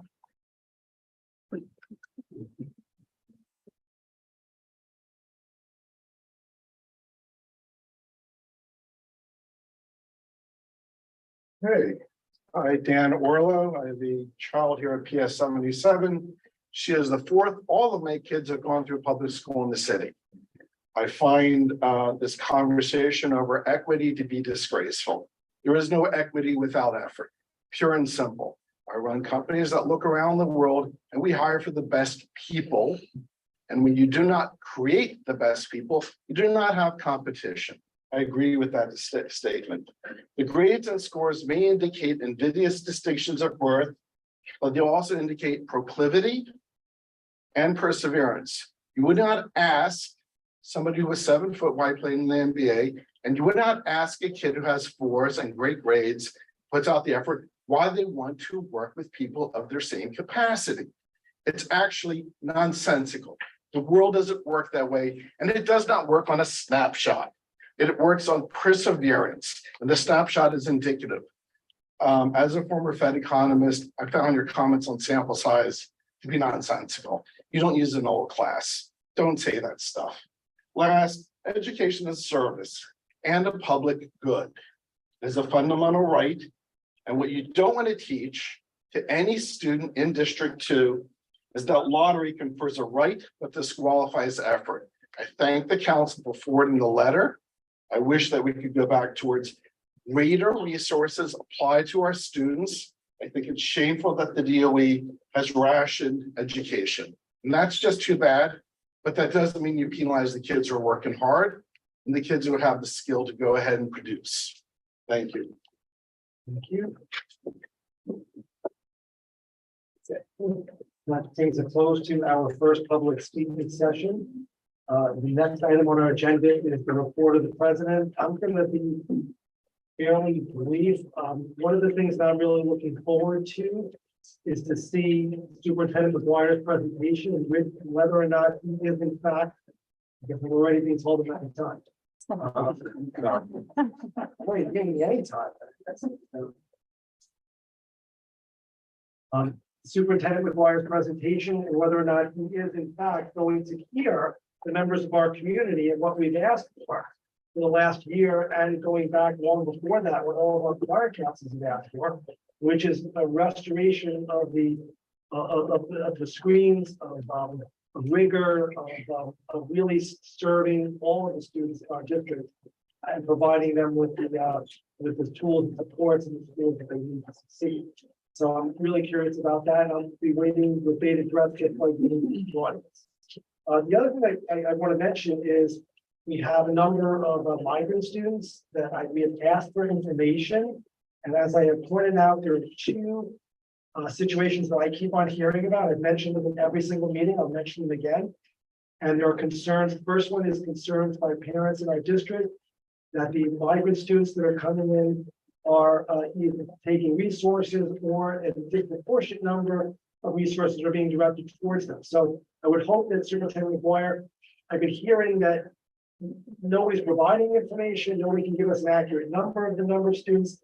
One thing I can tell you that is not equitable in our district is the distribution of those students at various schools. A lot of that has to do with space, I get it, but there are certainly a number of schools in our district that have been forced to really shelter, I would say shelter, I don't know if that's the most appropriate word, on board a number, large numbers of migrant students.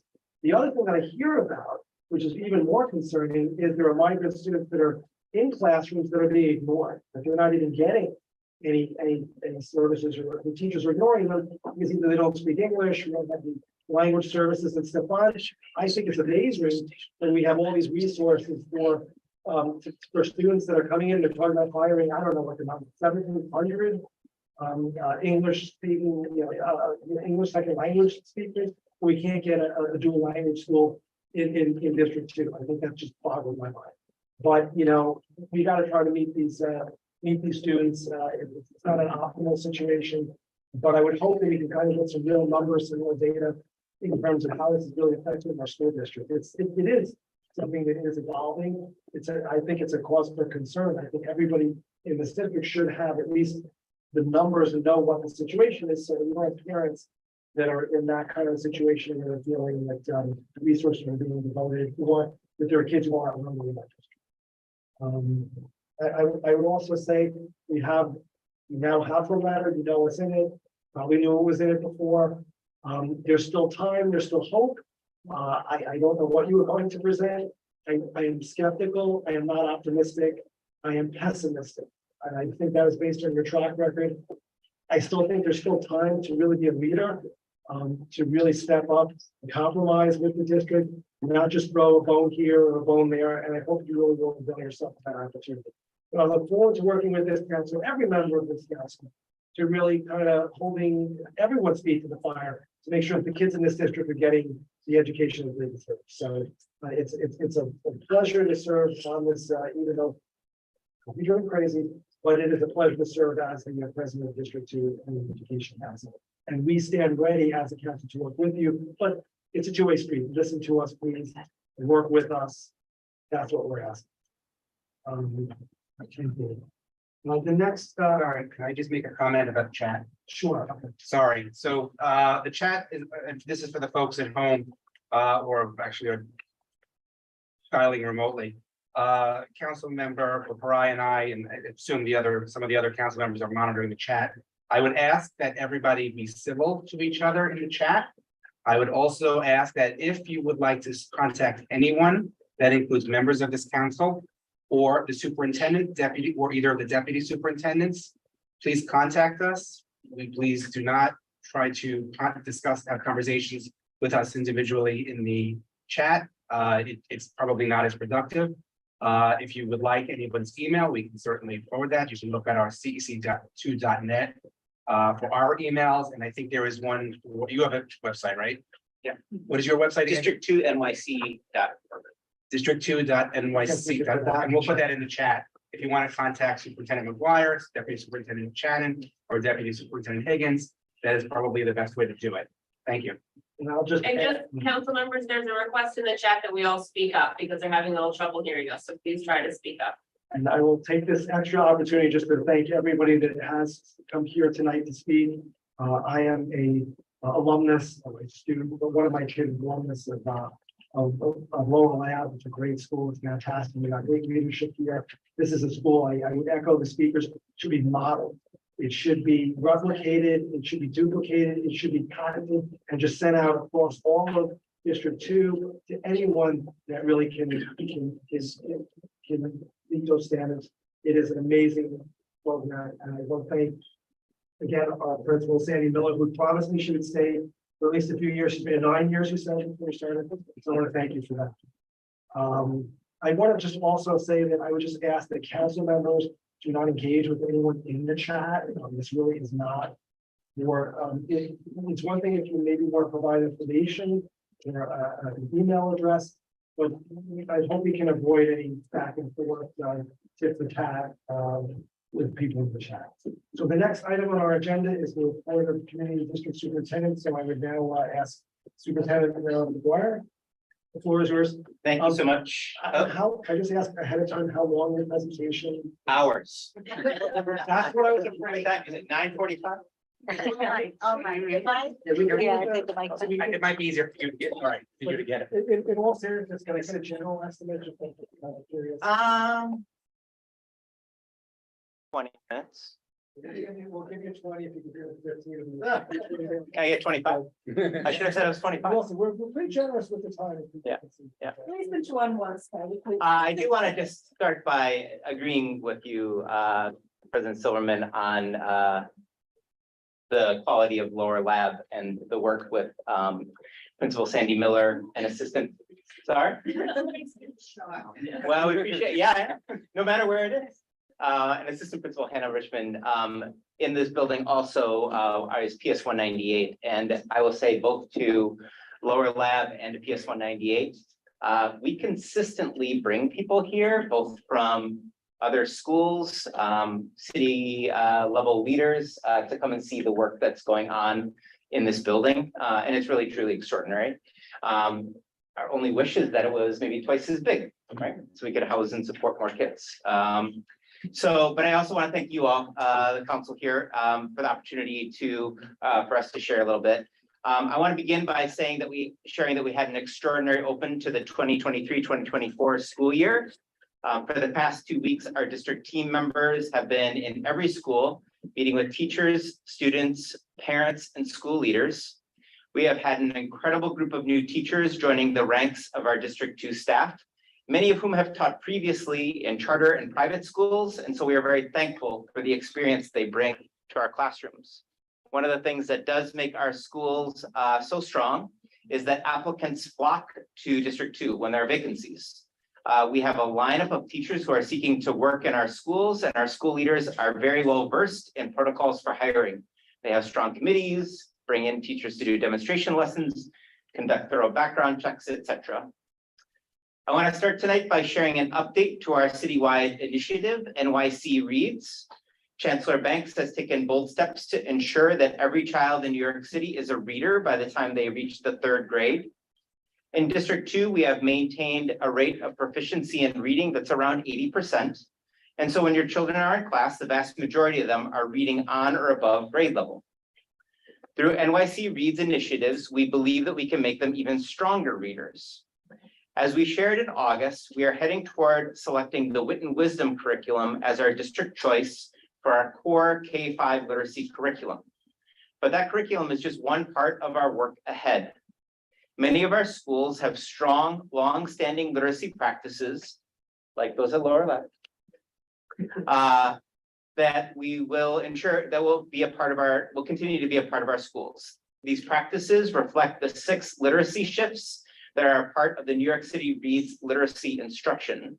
And those literacy shifts include strong phonics instruction, use of decodable texts, small group instruction, practice and fluency, routinely evaluating student learning and progress with universal screeners, secondary diagnostics, and formative assessments, and use of a content-rich curriculum that builds knowledge and vocabulary. We are sharing more information with our District 2 leaders, including information about these 6 shifts and the Wit and Wisdom curriculum, so that families have the opportunity to learn about NYC Reads and that they can share them with their local PTAs and SLTs. Since this is our first meeting of the school year, we want to begin by sharing a bit about our 4 primary goals for the year. To do that, I'll be joined by our Deputy Superintendents, Kelly Shannon and Reggie Higgins. To start, I want to also start by saying that Dr. Reggie Higgins, who just earned his doctorate.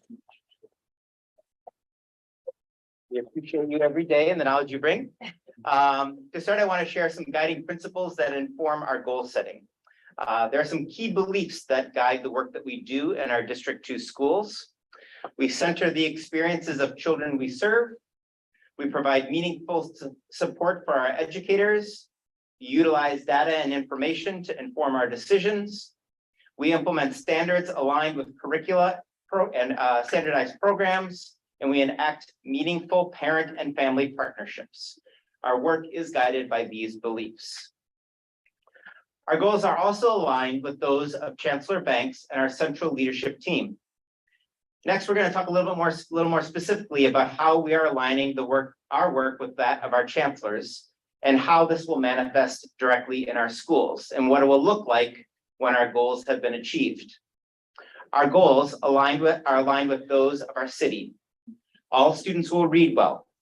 All students are physically and emotionally safe. All students will have a high-quality academic experience. All schools will be responsive to parents and families. And now we're going to turn to Deputy Superintendent Kelly Shannon, who's going to share a little bit with us in regard to the goal connected to all students will read well. Good evening, everyone. It's a pleasure to be in company with all of the members of the D2 community. And so as Superintendent McGuire shared, I'm going to start off talking about our literacy goal, which is aligned to New York City Reads and the Chancellor's expectations. So this morning, we had the good fortune of hearing the State of Schools presentation from our Chancellor and our Mayor. And often the Chancellor will talk about this idea of bright starts for our children, right? That is the emphasis of the early work we do as school leaders and as educators and then families working in partnership as we want to commit to ensuring that all students read well by the end of 3rd grade. That is the foundation at which students have access to all of the other opportunities that we are speaking about tonight in previous meetings and that we speak about in our schools each and every day. So we think about the steps that we have to take to ensure that this work is happening. And we've started with thinking about our foundational literacy skills program. And that has been a shift in practice from previous years to where we're moving towards when we think about the science of reading and the research that has taken place thus far that informs our thinking, our shifts, and the changes we need to make to ensure that all students have the opportunity to develop foundational literacy skills that will support them to be full readers and writers. We want to increase the percentage of students who are meeting or exceeding benchmark in foundational literacy skills. You will see that through teachers talking about Acadian's data, as well as end of unit assessments that might be in foundations, really great reading, in UFly, various research-based core foundational literacy curriculum that focus on phonics, phonemic awareness, and those foundational skills. So what are the things that we're doing this year? We're ensuring that all of our students all of our schools who last year began to implement these programs are now have them fully embedded into their classrooms across District 2. In addition, it takes training for our teachers, so ensuring that we are providing direct coaching in our schools by our district instructional leadership team to deepen the understanding of the science of reading, as well as what are the components of each of these curriculum that we're using, so that we're not only teaching with fidelity, but the intensity that is needed and the support that our teachers need when we're asking them to make shifts in practice and have time to implement and receive feedback and the support that's necessary. The next part of this is thinking about how do we create teacher leadership and expand capacity across our district, and think about the professional learning opportunities that we provide from the district leadership team as well as across our schools. We have amazing educators in District 2 and amazing leaders, and working with our families, we want to be able to continue to build on that. So taking off of our summer learning, where we had over 25 different workshops available for our teachers, for our assistant principals, and for our school leaders that were facilitated by our district team in many different areas, but particularly in foundational literacy skills, we're going to continue to create teacher leadership study groups across the year, focusing on both the implementation of the curriculum, but also something that's come out of the work we've done, which is the need to improve our data literacy skills. That is important because when we understand how to interpret data, how to use that to plan effectively and strategically to meet our students' needs, that is work that shows up right in the classroom to ensure that we're meeting every student exactly where they're at and giving them the supports that they need. What are some expectations we have? When you create a strong core instruction, you can then think about what are the strategic supports needed to plan for tier 3 intervention. So when we think about multiple tier support systems, we need to think about who are the students who need something more than what's happening in core instruction. Every student gets access to core instruction, but then we have students who have additional needs that need to be met.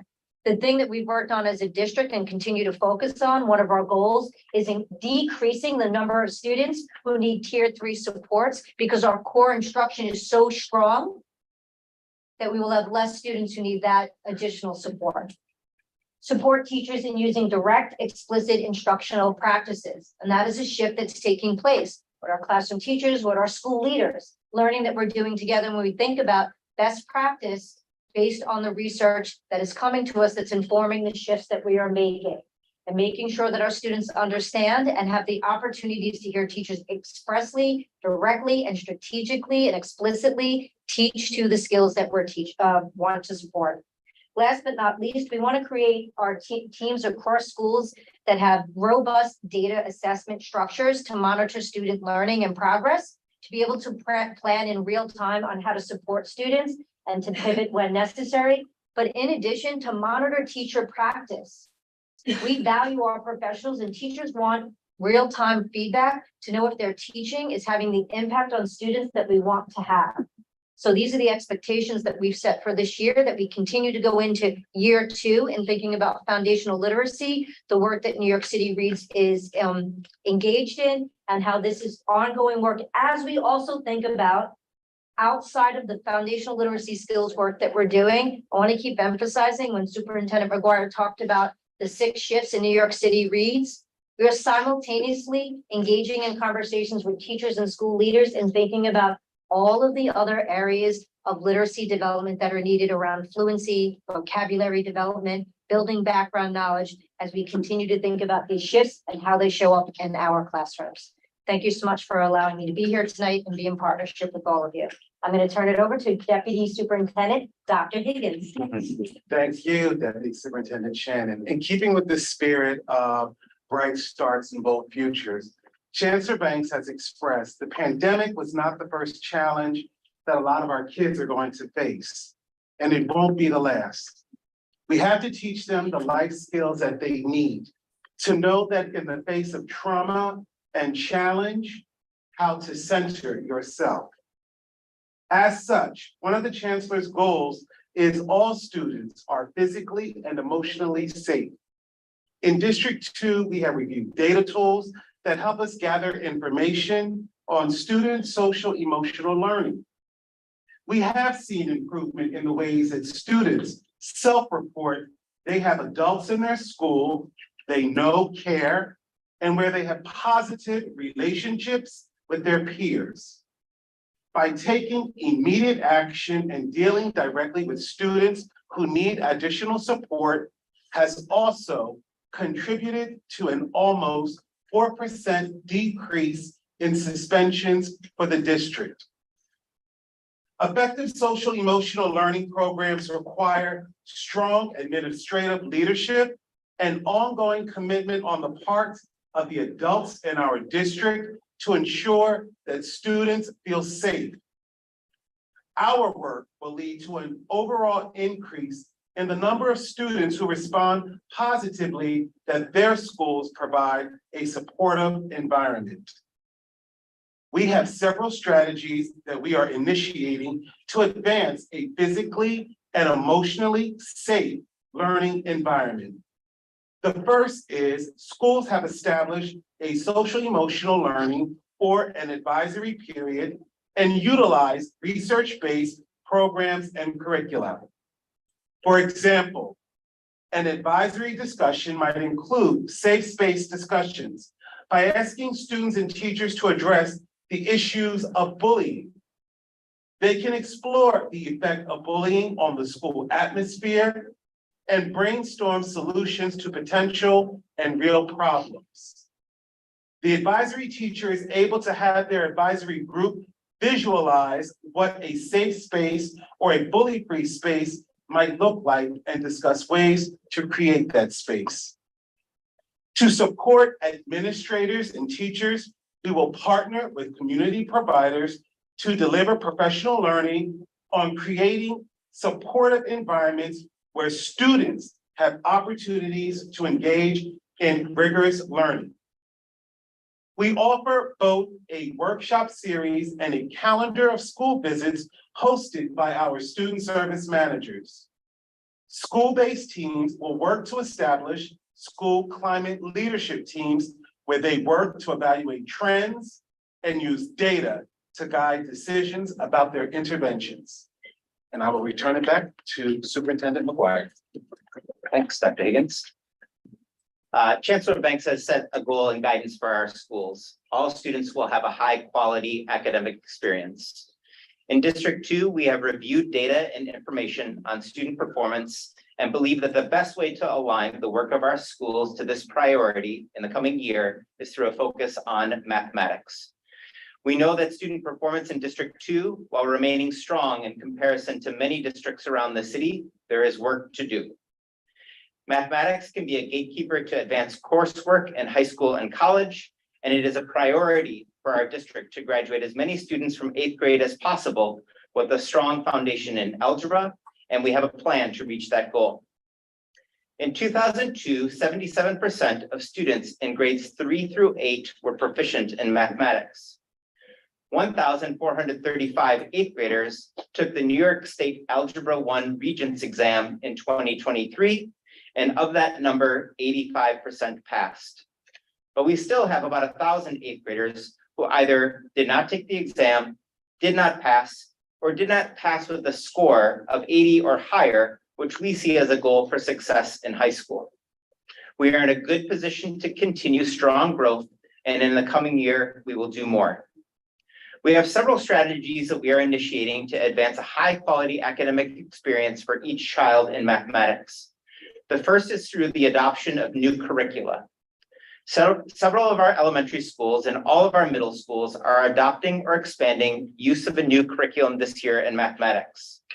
Illustrative Mathematics and Eureka Squared are curricula aligned with the next generation learning standards and offer learning experiences for students that offer a scientific approach to teaching problem solving and skill building through the promotion of mathematical thinking and building routines that support students throughout their mathematics education. To support teachers with implementation of this curriculum and to ensure that assistant principals and principals are able to define key elements of the exemplary implementation, we are offering both a workshop series and a calendar of school event visits hosted by illustrative certified teachers and coaches.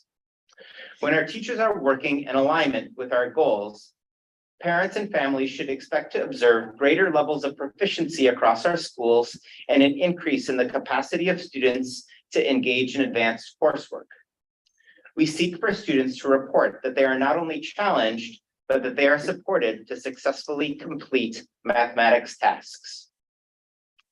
We have also set a goal aligned to the Chancellor's priority to be more inclusive and responsive to parents and families by expanding the opportunities for parents and families to learn about their child's school and engage in meaningful activities and conversations. Creating opportunities for parents to meaningfully participate in their child's schooling is essential to the success of our district and in the coming year. We must first begin by opening up our doors, hosting events, and creating opportunities for parents and families to see the work going on in our schools and in our classrooms. We believe that doing this will serve as a pathway to providing parents and families with useful information about key city and district initiatives.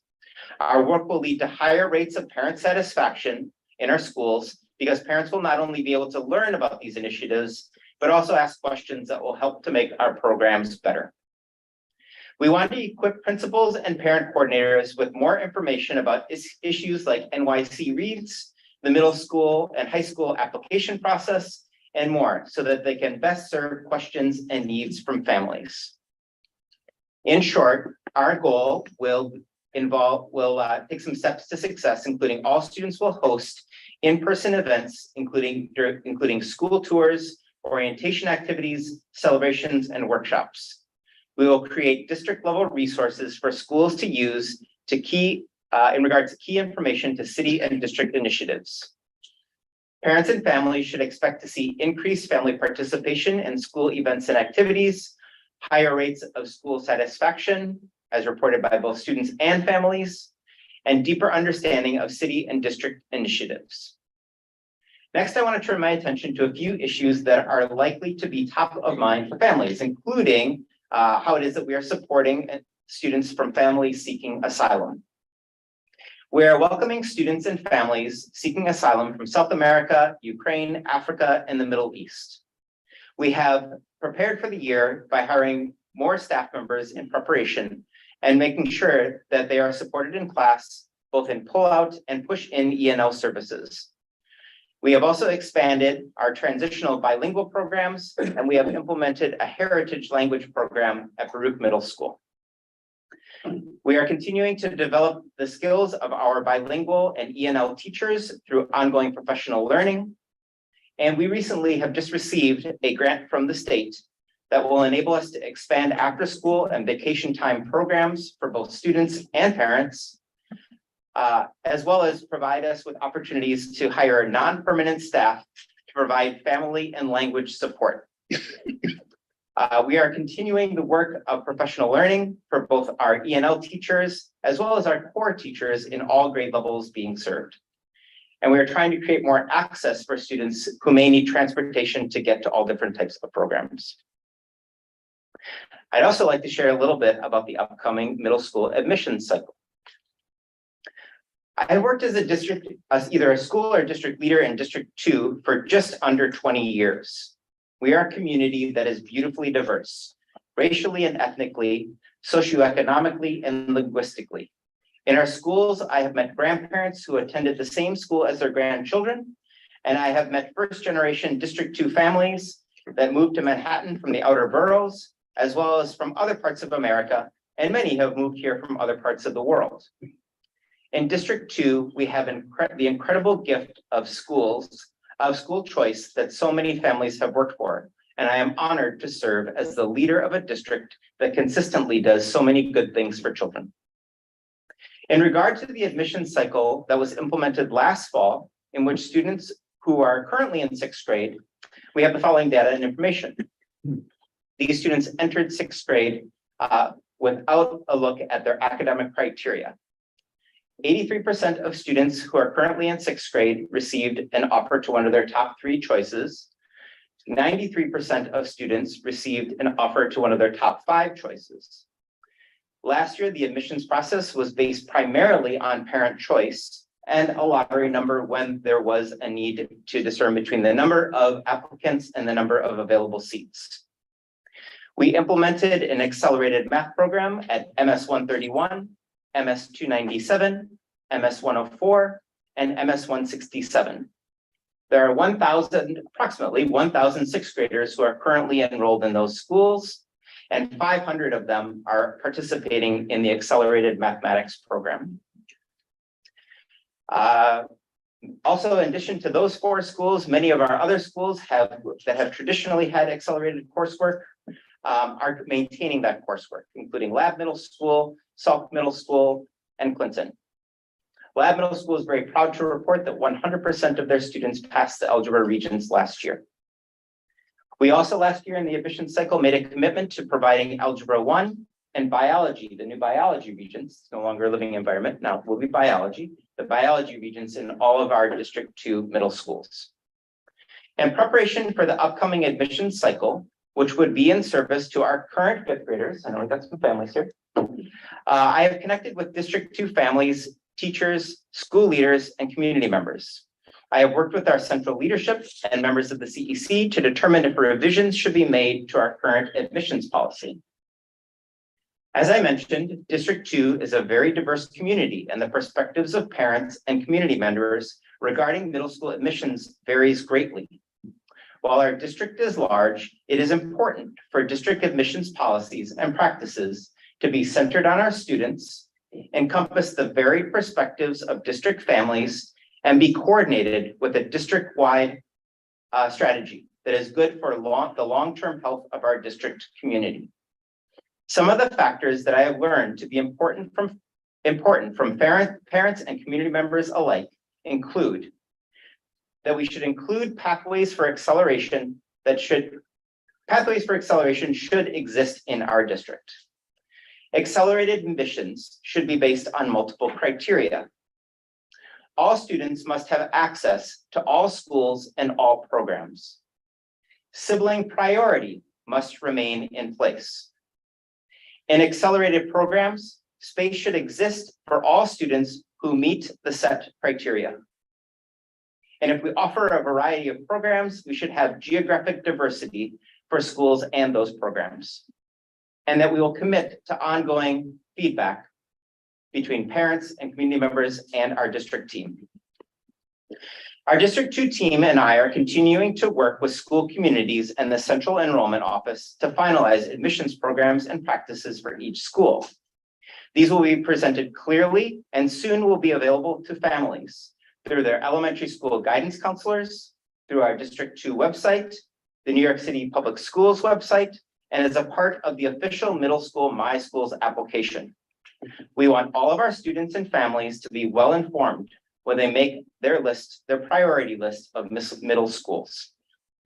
I also would like to encourage the CEC to make sure that there are many questions that came up in regards to data and information.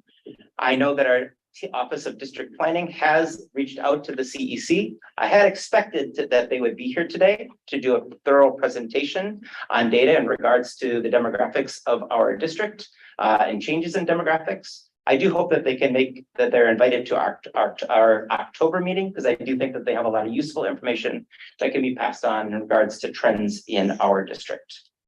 I want to say in conclusion that I am honored to have this position. It's a joy to come to schools every single day, to have the opportunity to see our teachers at work and to see our school leaders at work. And I thank you for your time. So right now, the procedure that we're going to follow is, and we don't have a method by which the members of the public will be able to specifically address Superintendent McGuire. That is reserved for council members. So I'm going to allow, we're going to have every council member can question Superintendent McGuire, ask good questions. Then I would ask you to move on, but I'm not going to too much time. You'll get an opportunity to also follow up based on his answers, but everyone here will have an opportunity should they choose to question Superintendent McGuire. With that, council member. Very brief. And no, I'll be very brief. I tried to follow very brief. Superintendent Academy spoke for 25 minutes and left for the last item. What 100% of the speakers here was elected parents sent you a letter. We just wanted clarity, and I couldn't get an answer from your presentation. Will District 2 have academic screens for middle schools for some 1, 2, 3, 5 this next school year? Yes or no? have been in consultation with our central office, our central enrollment office. We are doing we've determined that any new information in regards to middle school admissions is going to be coordinated across the city with the release of the middle school application and the high school application. And so families will be well informed of what that information will be. They'll be well informed of it right around the start of October, when the catalog for middle schools is released. And we will make sure that all guidance counselors in our district, all elementary school guidance counselors, are well informed of the different policies and practices for the different schools. What is your recommendation to the chancellor to include in this catalog? Are you gonna recommend that some middle schools in our district do have academic screens? Yes or no? We are still working in partnership with our central enrollment office, as well as with some of our school leadership, to make sure that those plans are finalized. And that information will be finalized with the release of the middle school catalog. And you don't feel comfortable sharing with us what's gonna be your recommendation to include academic screens for the parents who want that? You don't feel comfortable saying, because your answer was a non-answer, it's not, and so. We're gonna make sure that every family has all the information that they need before the middle school application even opens. That's enough for someone that's. Councilmember Healy? Yeah, I have a question for the other Kelly, for Kelly Shannon, for the superintendent. I just want to ask you a little bit more about the assessments you talked about in the reading. I'm curious about can you go into a little bit more detail about the assessments, both like what they entail, also are they uniform across the district? And I'm also curious about what's the district sort of methodology for assessing the assessments? Like, how do we know the assessments are effective? I can answer the question actually about that. So there's a couple of things that when we think about assessments, our assessments that we're using really break down into two different categories. One of them is a set of screeners, a very, very short set of assessments that are standardized across the district. There are different assessments that are used for our earliest grades, as well as our upper elementary school grades.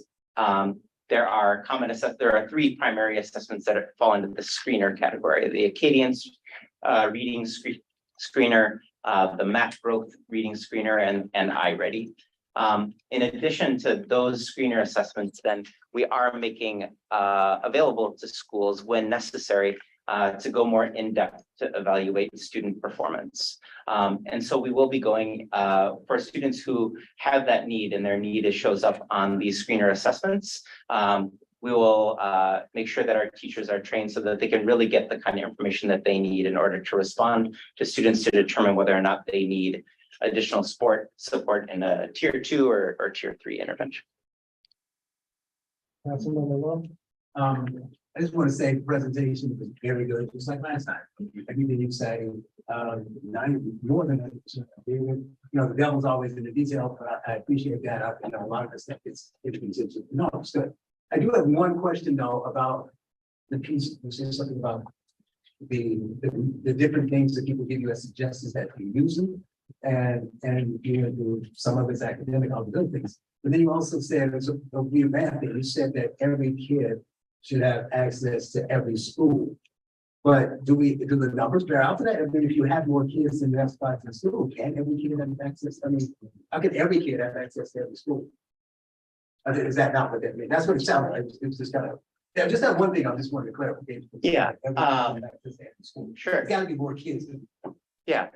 In the past, not all kids have had access to every school based on criteria. Because of what they did or testing it back then. Based on criteria that are required. Like everybody has access. Like if all of you want to come to the school, you go to school. Yeah. Correct. The other. Yeah. There's an opportunity. Yes, sir. I'll cue off with a few questions. Why you get a few? I didn't limit it to one question. You can ask more than one question. I didn't say it was limited. I didn't say it was limited to one question. John, do you have another question? No. And so I don't mean to be cynical. One of my favorite movies is Spies by Bus. It was a press conference that Chevy Chase gave. Was there any Paraguayans here? And anyway, and for this kind of reminds me of, I appreciate your presentation. I was hoping we would get more details. We really didn't get much here. Maybe that's an opportunity. I'd like to interpret that as an opportunity. So I have a few questions. First, would you characterize the majority opinion of the District 2 Community Education Council as being pro-screen? for middle school admissions. Would I Yes, characterize, would you characterize our position as a majority of District Two Community Education Council as being pro-screen? I mean, I think that I'd want to talk more individually with you about that question. Okay, I'm surprised, I'm sorry we couldn't make it any more clearer before. That's the first question I had. And same question with regard to the last council, I'm not trying to cross-examine you here, but I would just be curious, could you characterize the majority position of the last council that was in office for 2 years, the preceding council, as a majority that supported pro screens for middle school admissions? Yeah, I would want to talk with them individually about what their position is on different I ideas. don't know how clear we could have been with the number of resolutions that we passed, the number of speaking engagements that we had, the number of letters. I don't know, how much more it's going to take, but we'll continue, we'll fight the fight, and we will hope that you will listen. And I don't mean that condescendingly. I mean, I just mean that as a council and as our obligation to really express the views of the constituents that elected us. I hope we can get that across to you clearer than we've done it tonight, apparently, because I guess it wasn't clear enough. The next question I have is just with regard to migrant students. Can we get an estimate of the number of migrant students in our district? Sure. And do you actually get some data at some point? It's amazing because I get asked all the time. I get asked by community boards. Can you get us some information just so you know how many would be in 6, 8, or whatever? And I can't even get that information. And I think parents really would like to know. I would also just like to say that I have reached out. I mean, I know that you and Councilmember Slutskin and I met with some of our district team members in regard to talk about middle school admissions. I asked for a follow-up meeting. I didn't hear back from you. I would like to continue to meet with you in regards to middle school admissions, and I hope that maybe we have some time between now and October 1st to do that again, because I do think that there's. With our council, I think that when we have, when I met with you in July and in August, I said that I would meet with the CEC leadership, and I'm only doing this in part We can't. make based it on count my. because it's a public meeting because it violates the public meeting law, so that doesn't work. That's, yes, thank you. So I wanted to meet with a small group because I do think that there are things to work out, and I think that there is some ways that we can come to an agreement on certain programs that we can implement. We're happy to divide it up any way you want. Yeah. For October 1st, but I hope you will again listen to what our positions are. I'd be happy to do that. I did say that I would meet with the president, the vice president, and the admissions and diversity committee. If it's admissions or admissions and diversity, I'm not sure where we stand on the name. And I would look forward to doing that. In regard to, when students are enrolled in New York City public schools, we don't ask their immigration status, we don't ask their housing status. All I can say is that I can look at historical numbers in our city, and I can look at numbers that are not formalized and not audited, but I can look at what I have on a dashboard. I can see that currently we have about 1,900 students in the district who are living in temporary housing. Historically, we have had somewhere between 500 and 600 students who are living in temporary housing. And so I can't say for sure who those kids are or what the circumstances were that brought them. Question on Yes, that, would you agree that the majority of the students in temporary housing are most likely recent arrivals? And I mean, you can tell, I'm just. yes, I would say that, yes, I answered a yes or no question. Yes, I would say yes. And don't suppose I have an opinion, I'm not trying to. No, I'm not saying that you do. For or against migrants being in our schools, what I am just trying to get is some data on how many students we actually have, because I think it's something as New York, people want to know. I'm basing my opinion on the fact that historically we have had those numbers. Now we have these numbers. And I also know what has been happening in the schools, that we have been enrolling many students from families who are seeking asylum here in our country. So next question. It's a math problem. Since your tenure here, this is not a question. Since your tenure as district 2 superintendent, I presume you've had principals that have left certain schools. I am curious, out of those principals that have left district 2 schools, can you tell us what percentage, if any, of the assistant principals at those schools were elevated to an acting principal position of those principals who may have left in the district since you started tenure? And if the number is 0, is there a policy in not to have current assistant principals resume or assume acting principal positions while you determine who is going to eventually become the principal? I can't conduct the quick math right here in front of you. I can say that we have had assistant principals who have become principals when a principal leaves or retires.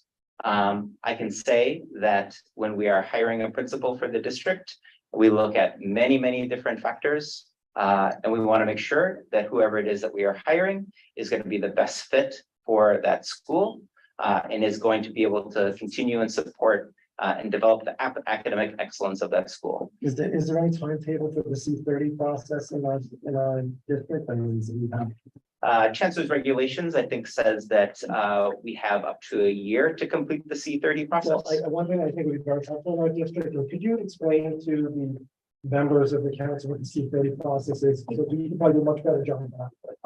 Sure. Just so, and then I can finish my question, then I'll turn it over to you. Sure. Chancellor's regulations, I'll do my best. Chancellor's regulation C30 is the regulation that is in place that we use to hire both assistant principals and principals for our schools.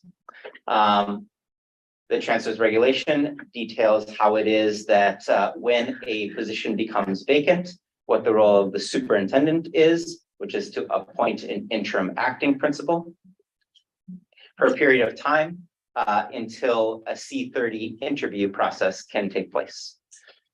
A C30 interview is an interview that is generally, almost always, in some occasions, there are special circumstances that take place, but a C30 interview is a committee interview by committee, and that committee almost always is the school leadership team, which is made up of both teachers and parents, members of the 3 primary unions that serve staff in our city.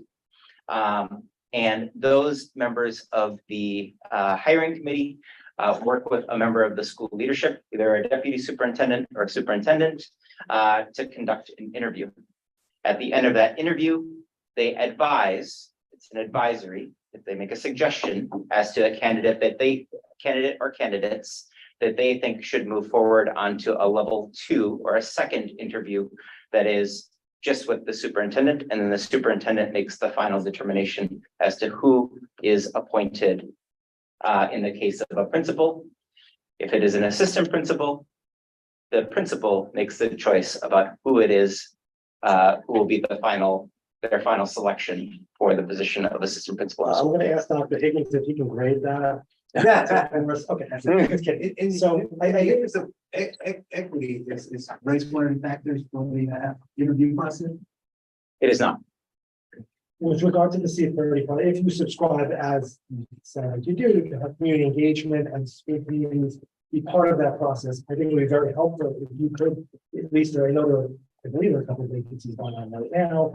Where there are communities that want to know when the C30 process is going to take place, when that's going to be scheduled, because they want to be part of that process. They want to be in attendance. They want to be able to contribute as part of that process. So if you could please, whatever schools are currently undergoing a C30 or planning to undergo a C30, if you could publicize and give some sort of advance notice, I think that would be very helpful because I can bring Sure. The C30 is not an open meeting. I'm aware that it's not open, but I still think it would be helpful if you could at least let us know or let somebody know when it's going to take place. So that there can be, that the communities, whoever is involved can actually. It is not my role to publicize when interviews take place. There may be some SLT members that share that with the school community, but publicizing when interviews take place is not something that we do. And just finally, for clarification with regard to my first part of that question. So there is no formal policy not to appoint principal, not to have assistant principals elevated to acting principals in District 2. No, there's. Any other questions? Okay. Thank you. And she goes first. I appreciate everything that you shared, and I agree with, you were saying about comments. And again, I always speak wholeheartedly. For everyone who knows me, that's just me. And I agree. I mean, just towards the end, when you did mention, and I get with sibling party, it's awesome to have accelerated programs, right? That all schools should have accelerated programs. But I know, and talking about parents like wanting screen, again, and parents that I represent, it would be disheartening for them to hear if it didn't happen like otherwise. And me going through that process, but it just came to my head as you were presenting, that my child did not get into a screen middle school, right? And I was so heartbroken, like, oh my God, go to school. And we ended up going to a great school. And I wish if there was an SP or just some type of honor, that she got, say, 1-3, right? And then all four, and then, oh, that 1-3 disqualifies you, which you were mentioning, right? That disqualifies you for many of the screen schools. Again, she's very talented. But when you go to, if there's no accelerated programs, and then she was put in, SP was taken away in 2020, right? The SP programs in your local school. And that made her into a classroom where all the teachers at the PTA conference said, your child's in class, but she can't learn because all the kids, she's learning absolutely nothing. And imagine as a parent, you're sitting there and like, there's nothing I can do. And at that time, I felt there was nothing I can do. And me being here, I know someone mentioned that it's a privilege. It just so happened when someone said, oh, you're frustrated. Why don't you like do something about it? Why don't you like stand up? Why don't you go to the meeting? And yes, I have to have my parent come, and my mom comes from Queens to come sit with my kids. I get it. And this is not, I'm like, okay, this is my 2 years of service that I'm going to do whatever it takes to put shift everything around. And it is not something that's given to me. You don't get it if you have a parent that can come and do that. You're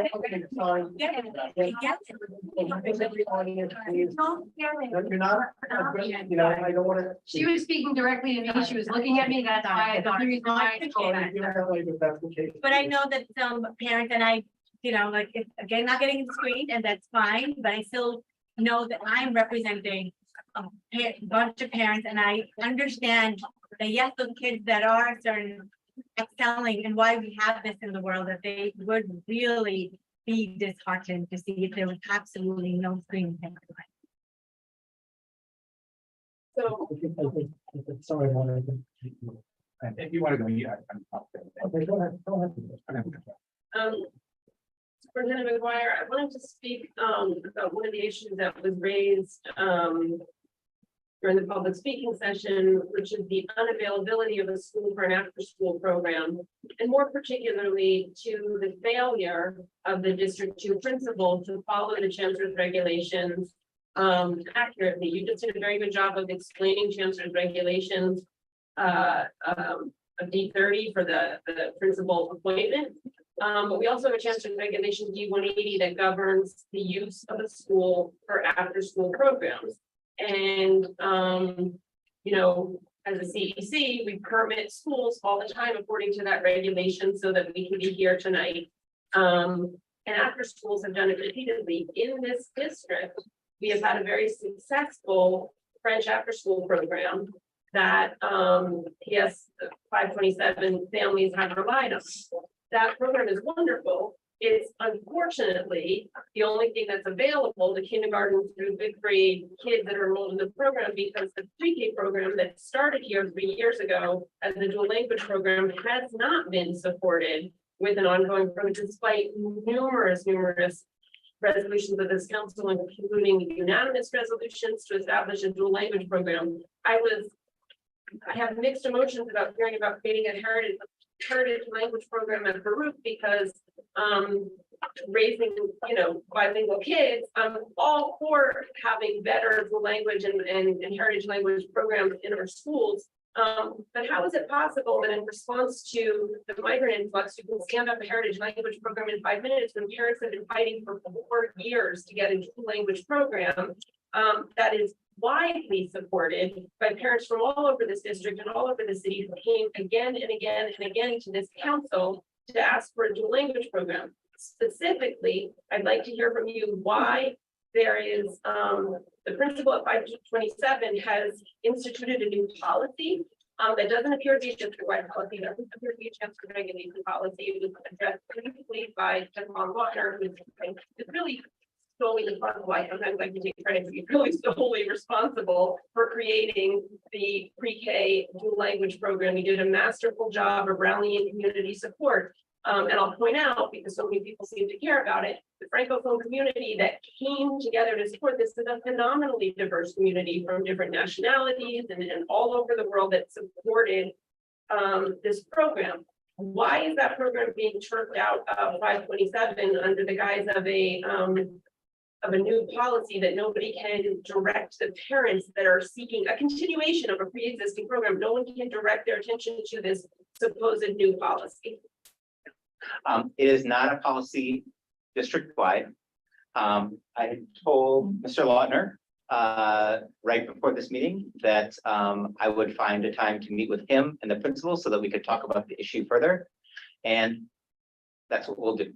Can I ask one follow-up? Sure. The students that I understand that are enrolled in that after-school program are District 2 students. I don't think legally it would make any difference according to the chancellor's reg if these were non-District 2 students. But I want to know from you as a District 2 superintendent, are we really going to have any kind of practice, if not policy, of a District 2 school saying we're not letting other District 2 kids into that school for an after school based on safety concerns? We have over 30 elementary schools. The vast majority of them have an after-school program. Those programs are run differently in each school. And so the circumstances for each school is different.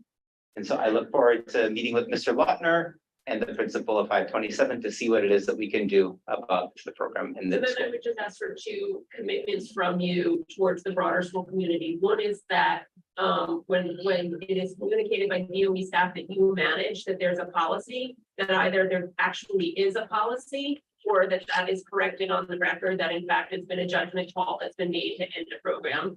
And the other thing that I'd ask to get a commitment from you is that when there's a thriving program that parents want in a school, that program isn't ended unless there's a reason which has been articulated that you support. Because otherwise we have a situation where parents' programs are being ended without having any communication with parents. To be clear, the decision about the current decision as it stands was not made solely by the principal of that school. It was made in partnership with parents who send their children to that school. And it was made in consultation with both our legal department and our operations department and our central office. But we are I understand, we want all kids to be able to participate in after-school programs. We don't want to cut anybody out. I have said repeatedly again and again and again that one of the things that our elementary schools need is an expansion of access to after-school programs, high-quality after-school programs. And so we're going to see what it is that we can do. Great. Let me just correct the record on one thing. In the minutes of the PTA of the school and the SLT minute for the last year, there had been no record whatsoever of the issue of closing down that program being discussed. So let's just keep it accurate in terms of the consultation with the parents of that school community. Thank you. Thank you. I have 3 questions, but I'll try to make it quick because I know it's getting late. Hopefully, there should be quick answers, relatively quick answers. The first question is touching upon something that Deputy Superintendent Higgins mentioned, and maybe I missed it. You noted that there was a 4% decrease in suspensions. I believe that's what you said, 4%. Did you say what the percent change in incidents there are? Because if you had a 4% decrease in suspensions, but you had I'm just making it up, a 300% increase in incidents, there's some disconnect and something is obviously wrong. So did you give data or do you have data on number of incidents? Because I know, for example, I heard of something very recently in a district school that is very sad. It's bullying that someone got hurt. So do you have statistics on that, on the number of incidents?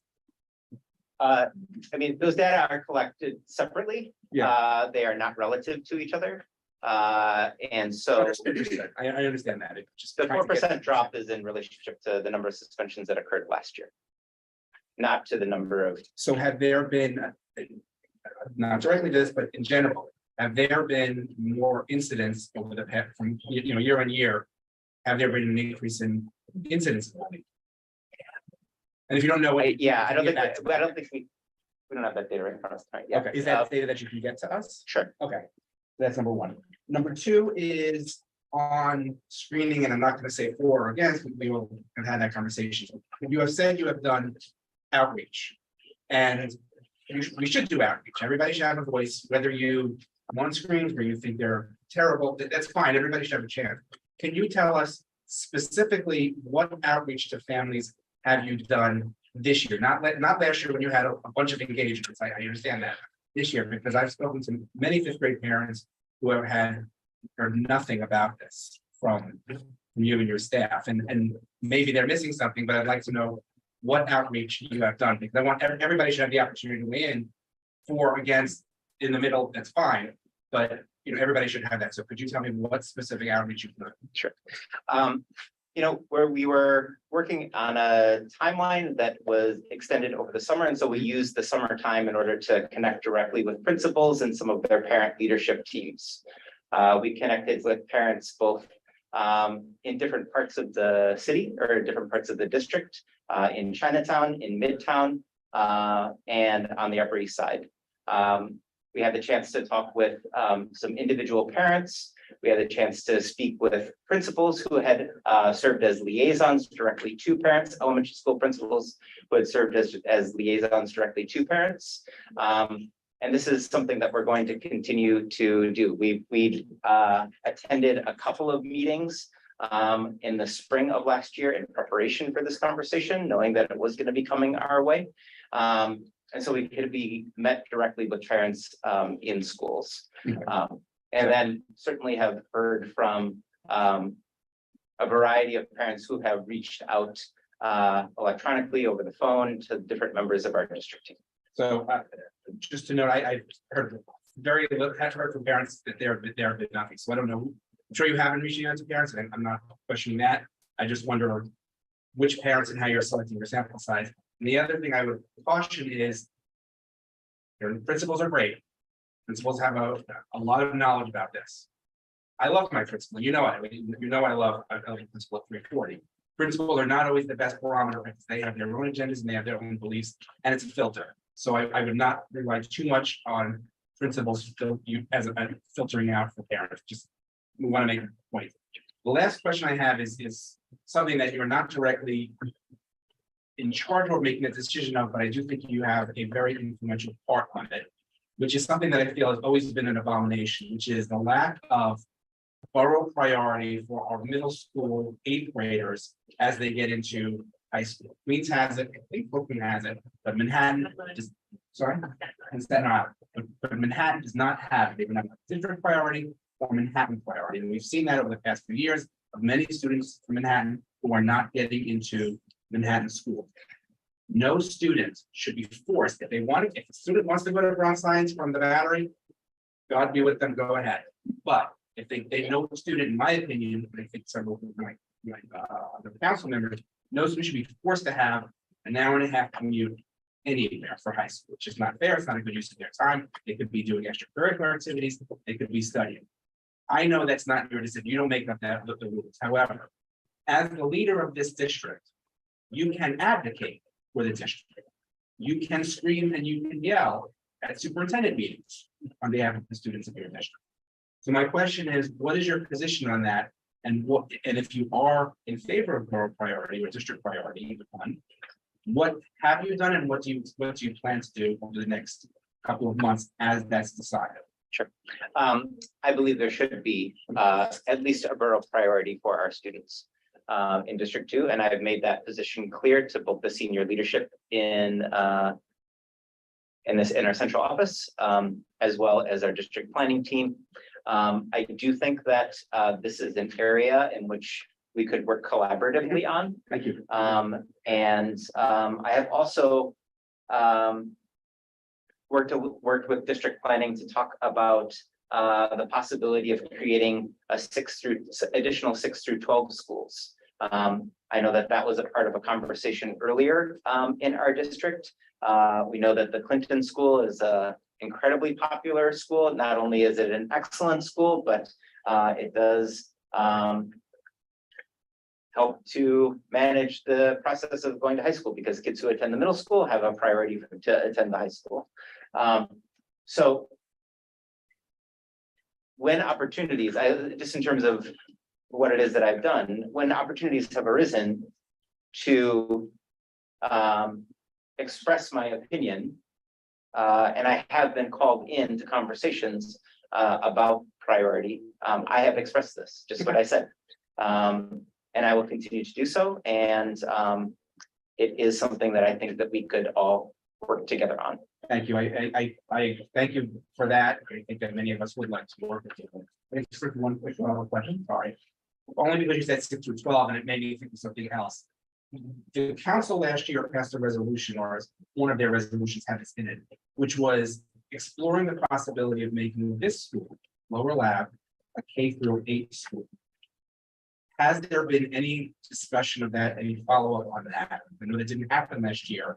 Have there been, from your perspective, your side, has there been any further conversations on that? There have been conversations on it in that I have made clear that this is a request amongst the Lower Lab community. And I have not spoken for or against that. It remains a conversation that I think that we will continue to have in the district. We also are going to be looking at how the physical landscape may change. And I say physical, I mean, where schools are, what their footprint is, what buildings they might be in, with the introduction and implementation of the state class size reduction bill. And so that will be a factor. And while it might immediately sound like a challenge, there may also be some opportunity there with schools moving around. Thank you. So I'm gonna close this out just by making a brief comment, and that is, But you asked one more really short question, is whether or not, you mentioned the catalog for middle school admissions, is it gonna be only online or printed and online? I believe it's only going to be online. And what is the deadline to you as a superintendent to communicate your district to screening decisions to Central? I know that it has to be, everything has to be finalized by the time that that catalog comes out. I believe it's October 2nd, somewhere around there. They were still working on when the application opens on October 11th. The catalog needs to be available a week at least before, so the parents have the opportunity to look at it and begin to make their priorities. I will say also that many of our middle schools have begun to post their tours. That information is going to be shared with elementary schools and will be posted on websites. So this is a good source of information. okay, so thank you. So to close this out, I think I would be in agreement by saying the vast majority of parents, probably in this room, have not been part of an engagement process in terms of what. By the way, if you haven't been part of the engagement process, could you raise your hand? I'm just curious. Yeah, I would say, a large number of parents in this room have not been. If you have not been, so you raise your hand, you're a parent. Yeah. Registrations for tours starts tomorrow. Okay, so I think, I think that this really brings up is transparency, issue of transparency. It's great that you're meeting with people and great talking with them, but it has to be an open process. It has to be an engaged process.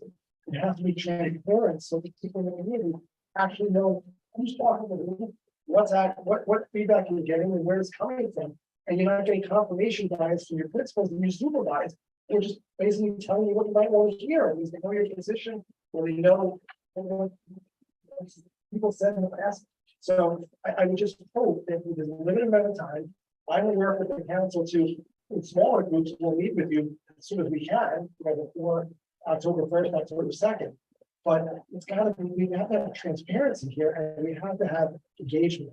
And we are trying to do our best as representatives of our constituents to communicate with our positions with you. I hope you will. So we only have about an hour to go, we've got a lot to cover, thank you. We're gonna move on. I hope we can kind of thank this down, we don't have a second, separate working business meeting for another time, but thank you, Superintendent McGuire. The next item on our agenda is report of committees. Do we have any committee reports? They're quick for school safety. Very quick. Less than 10 days, we're ready to receive a request for a safety transfer for a family in District 2. The child was severely beaten and require medical assistance. Is very afraid at home. And so again, I just want to emphasize if you're having problems with bullying or with anything and the difficulty of having safety transfer, my experience is that safety transfer only happen once CC members get involved. Please reach out to me or to any other CC members. And there's been also a lot of anecdotes about other problems in other schools. The parents are still not comfortable speaking publicly. But again, to continue, I don't know the core drop in suspension, it doesn't match the reality of what I'm hearing from parents, but I would love to see real numbers about incidents, because there's been a lot, and again, the constant concern about lack of consequence, school leadership not taking seriously, not acting, and always the victim has to stay at home afraid and then get a safety transfer. The person who gets transferred is always the victim. I have never seen somebody who, does the violence have to be transferred. So that's all. Any other real quick committee reports? We don't get questions from the, sorry. I gave a committee report on the AA. Okay, yes. We I'll do I was it. thinking I'm trying to work with the any other committee reports? Discussion resolutions. So, any discussion on resolution 230, resolution to support safety personal information compromise in the June 2023 vision. This one minor point, the very last clause, last being resolved, I think, with a community education council for District 2, not District 15. I meant to amend that. I think I have to make a motion to amend it, motion to amend the last paragraph of my resolution where it says 15 and 18 2. Can I get a second? Carol seconds it. Can we all, I think we don't need to vote on this. All in favor? Thank you. So, as amended, the resolution will be voted on as amended with District 2 and not District 15 in the last paragraph. Do you have any discussion on resolution number 231, resolution of conducting CC meetings in hybrid format? I will talk very briefly on this resolution because my position is I am not a big fan of hybrid meetings. We have done hybrid meetings here. We've tried to do it in the past. And also seeing council members, former council members, and I will not name names, who have, when we were remote, actually attended 2 meetings at the same time. So I've seen that. So that's an abuse of, really when someone's saying that we can't be in a meeting, or they have to step out, and they happen to be in the chat meeting, that's a problem. Yeah, I'm sorry, and you should be here, that's how it was. So we tried it. I know, Councilmember Slotsky was once very involved in trying to get that together. I would also just say with regard to this resolution, the method and the methodology of actually enacting the hybrid meetings would have to be something done through our bylaws, which would require changing the bylaws, requirement of 2 actual changes, or 2 meetings to that. So, I just wanted to throw that out there. In terms of that,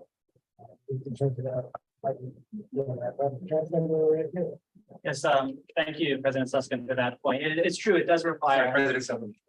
Sorry, President Silverman, sorry. Very close together, so. President Silverman, yes, we know it requires like 2 months because we do have to amend the bylaws, we understand. And but I think it's important. I mean, I think we talked a lot tonight about community engagement, about reaching out and hearing the community. And that's a good way to do it. Because not everyone can come. I've heard lots of reasons. And we have one council member who's ill, and can't come. And so I don't think, and just to be clear, it still requires at least 7 of us to be present in the room. I mean, 7 of the members to have 4.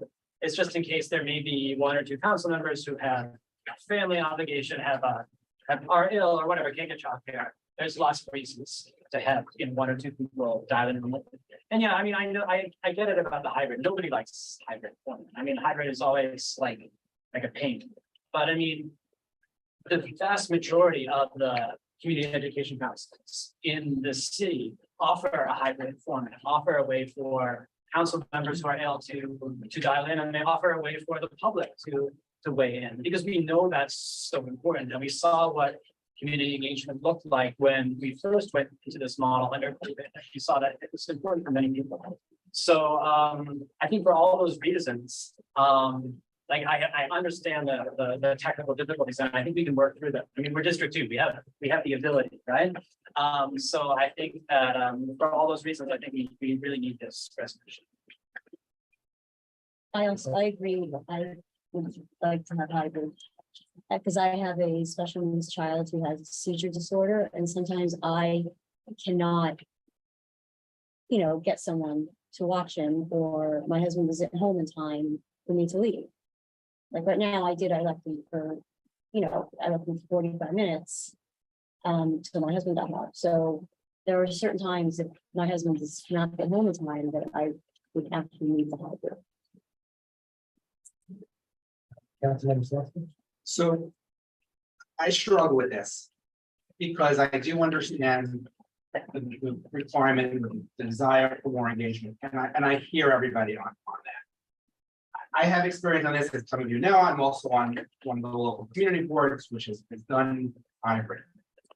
And it works okay, it would work great, but from a technology and from a staffing perspective, that community board has 3 staff members working that meeting, the technology, and meets in a private school library, which has a lot of technology, which public schools don't always have.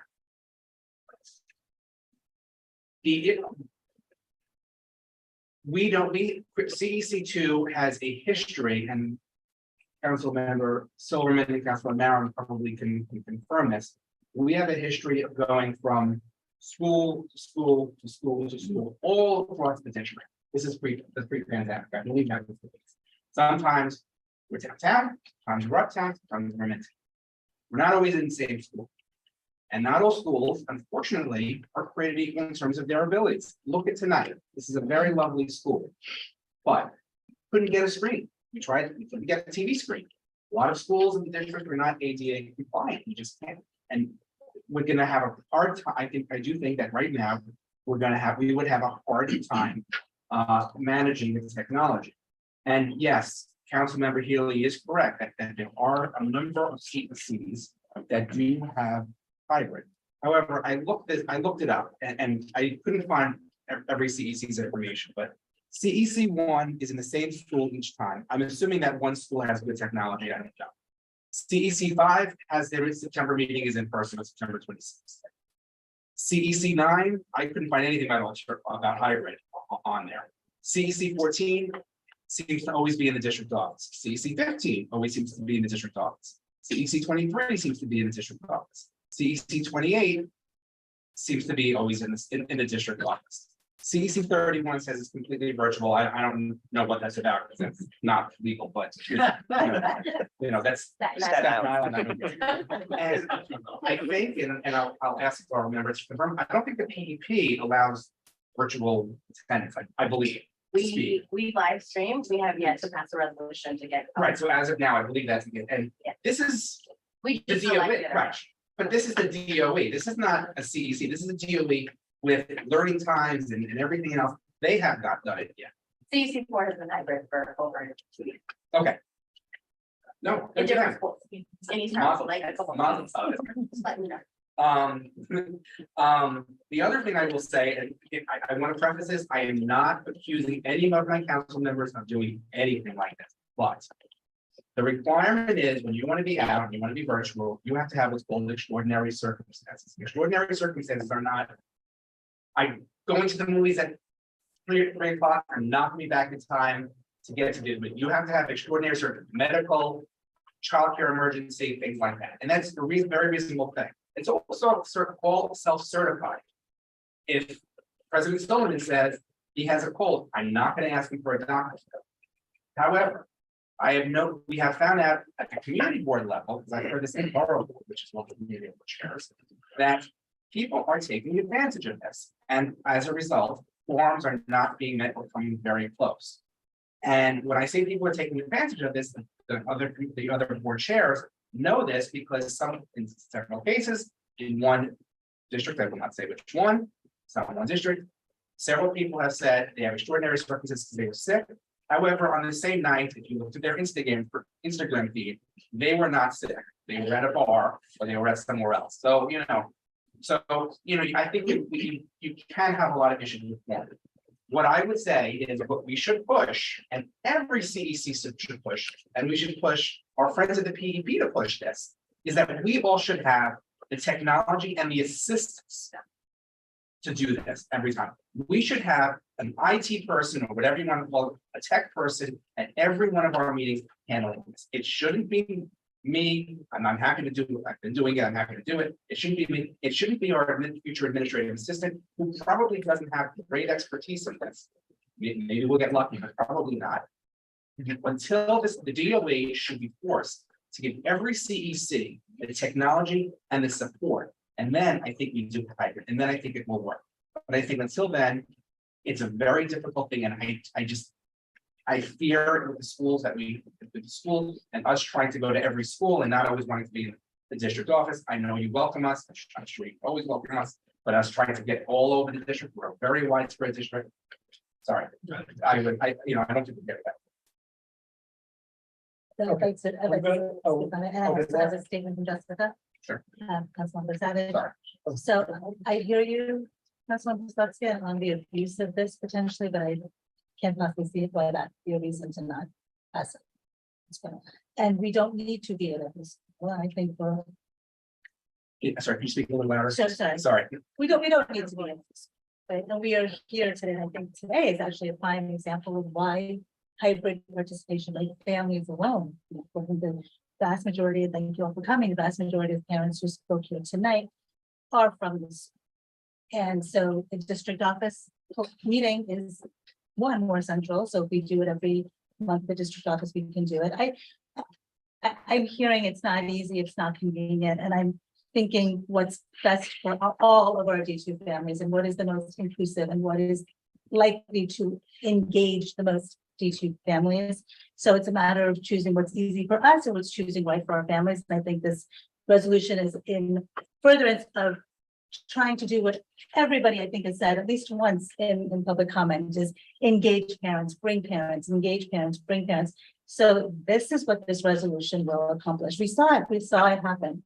Right? We didn't have a forum here and somebody abused us and somebody was on Instagram. We saw there's 30 parents online right now. During the last few years when it was fully virtual, there were hundreds of various meetings. And so we're really interested in parent engagement, and we're really interested in making it easy for all of our D2 families, who many of them who have special circumstances, many of them who would love to contribute and aren't. You look at our chats alone and people are trying to contribute. And so to thwart that, if we have the opportunity to create a procedure, we will go to the DOE, we will go to Mark Levine's office, we will find the technology, we will find the assistance.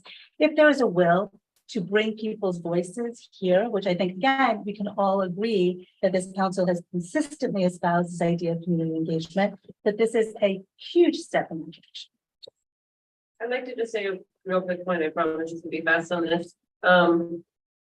The idea that the district office is more central to everyone is not true. In a district that ranges from Battery Park City to the Upper East Side, geographically, it is closer to the center than my point. My points, and I'll just try. You can also, The point is, they're gonna be crosstalk or not, then. Councilmember Merritt has the floor. Can you please respect her right to speak? We made a concerted effort in the past, pre-COVID and pre-Zoom, to make sure that we hit as many neighborhoods as possible so that parents who wanted to come in person to a meeting had the ability to do that at the time. I will also point out that the referenced hundreds of attendees in Zoom were made up overwhelmingly of non-District 2 parents. And we had in Zoom many non-District 2 parents signing up for public speaking. And after bad behavior by council members, wound up accruing hundreds of thousands of views on our YouTube page. We had people coming just to enjoy the shenanigans of people yelling at each other. And the fact of the matter is, I know not most, but I know a good chunk of the people that are on the Zoom call right now. I know that there are District 2 parents and there are non-District 2 parents. I think we need to prioritize hearing from District 2 parents because our job and our mandate is to represent District 2 families. I've always said that. And so while it's a public meeting and anyone who's not a District 2 member can certainly come and speak, I think we should prioritize District 2 families. And when you open it up to Zoom, you will inevitably donate a lot of time to non-District 2 speakers that I think I acknowledge their legal ability to speak, but I don't think they're the folks that we should be prioritizing or listening to. I think Kelly McGuire and we and the other District 2 administrative principals should be listening to District 2 parents. And so in order to prioritize District 2 parents, what you're saying is do not provide the D2 parents a venue to join. I agree with many of the points Craig made. I think he spoke well to the point, to the frustrations, the issues that I. Have 45 minutes, Stop let's- that. Okay, wait, please, wait. I'm gonna move the call over to the debate. Oh, so actually, sorry, I just. Oh, yeah, yeah. Okay, on behalf of Council Member Savage. In addition, had I been able to attend, I would have voted in favor of passing Resolution 231, resolution on conducting CECD2 meetings in hybrid format. As it says on our CECD2 website, as council members, we are responsible for ensuring that public school parents and the public have input in educational decision-making. A hybrid format will allow us to live up to this duty by giving parents who might otherwise be excluded from participating the opportunity to be heard. Too many other districts have found ways to provide their parent bodies with this opportunity for us not to be able to do so as well. Some possible inconvenience and effort on our part in order to be more inclusive of the families we represent seems like an easy ask. Thank you for your time. Thank you. Okay, at this point, I'm going to close discussion on the resolutions.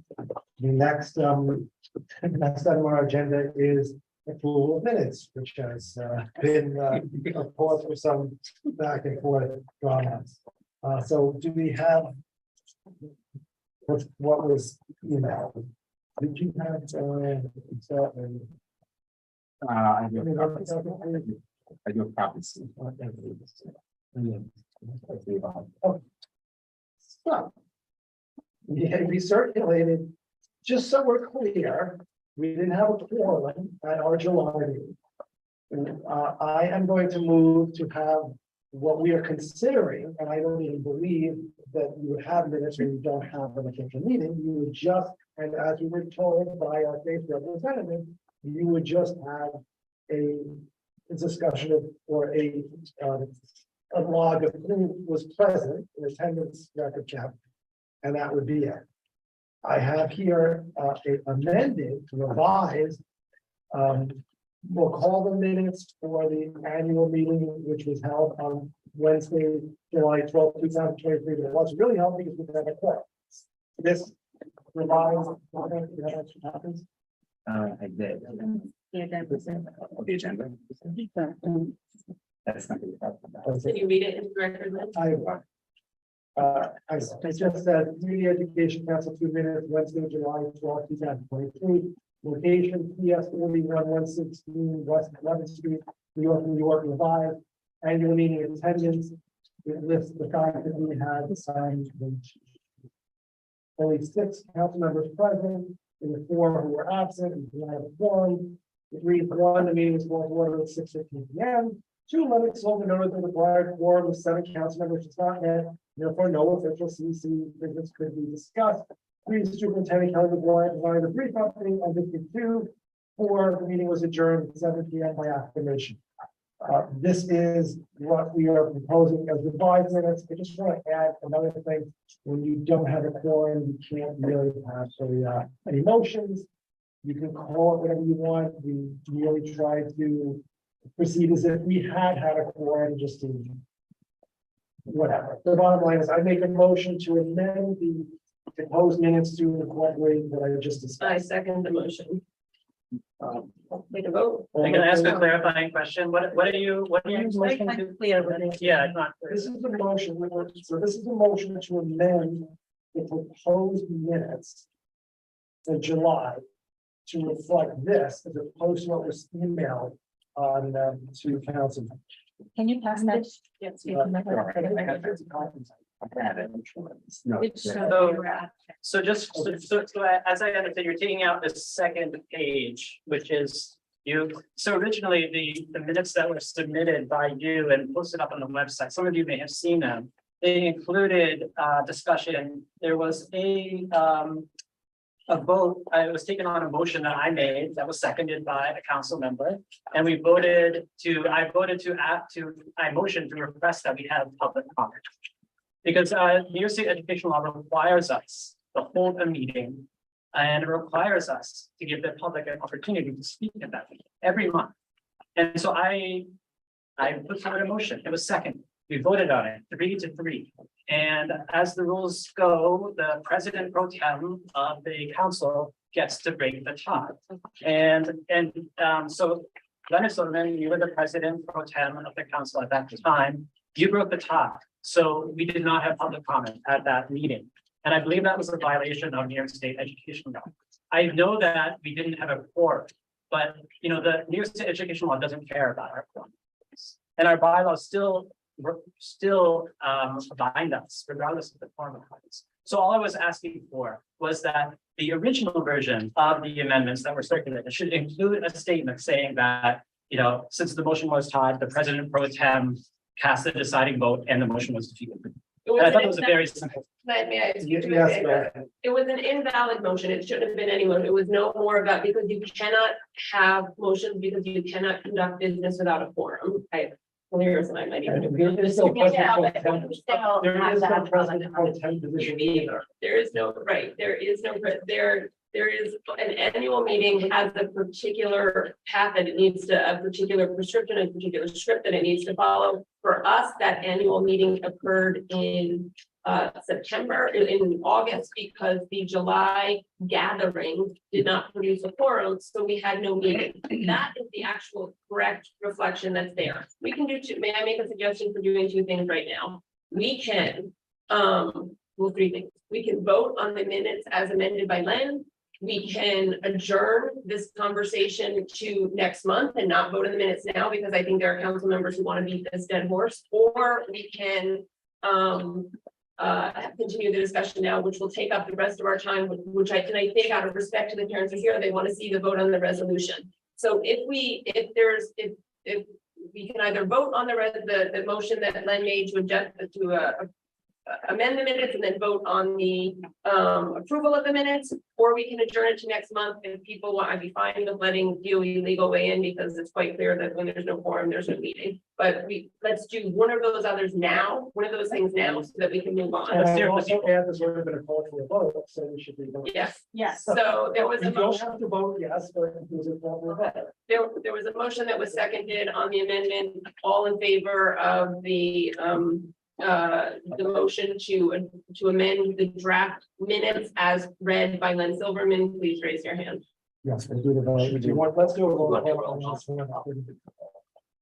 You don't take the roll call on this one? Yes, so it was, Len made the motion, Councilmember Maron seconded it. Okay, vote for aye. I'm gonna abstain because I don't count. Okay, Allison Bone, Yes. Daniela Egger, Yes. Gavin Healy, No. Charles Love. No. You sorry? Yes. Thank you. Maud Maron, Yes. Sonal Patel, Jessica Sackler not here, Sarah Schechter Ehrenberg. I'm gonna abstain. It's been a little back and forth. Sabina Serenese, Yes. Leonard Silverman. Yes. Craig Slutsky is a yes, so that's 1, 2, 3, 4, 5, 6, 7 in favor. I'm now going to make a motion to approve the minutes from the Sorry, let me just. Yeah. Sorry. Seven yes, no, 2 no, and 2 abstain. I'm going to make a motion to approve what is being called minutes of the July gathering. Second the motion. Roll call vote, please, Secretary. Okay, So this is the vote, just so we're clear, this is the vote to approve the amended July 12, 2023 minutes. Actually, before you do that one, As amended. there are some people in the chat who are asking to see what the minutes look like, so if we have some screen share ability. that so would my be great. computer is frozen in the chat for about an hour ago, so if somebody else. I'm not behind. I can't. I can do it in a moment. Why don't we record the vote and I can, Okay. And I apologize for my technology that sorry, it's literally been frozen. I've been looking at my phone in the chat. I mean, I think people are very interested in what the amendment was, so. Okay, three vote for aye, I agree with the minutes, they're pretty simple. so that's a yes. Yeah. Well, Allison Bowen, Yes. Daniela Egorov, Yes. Gavin Healy. No. Charles Love. Yes. Mark Maron, yeah. sorry, I apologize for that. Sonal Patel, I don't know on this one. sorry. No. Okay. Jessica Savage not here, Sarah Schechter at Edinburgh. I got it. Okay. That's fine. Sabina Serenise, Yes. Leonard Silverman. Yes. Greg Sluskin is a yes. So that's 1, 2, 3, 4, 5, 6, 7, 8 yes, 2 no, and 1 abstain. Okay, the next motion is a motion to approve what is the August. No, to approve the August 9th, 2023. Which people should also have. Does anyone need a hard copy?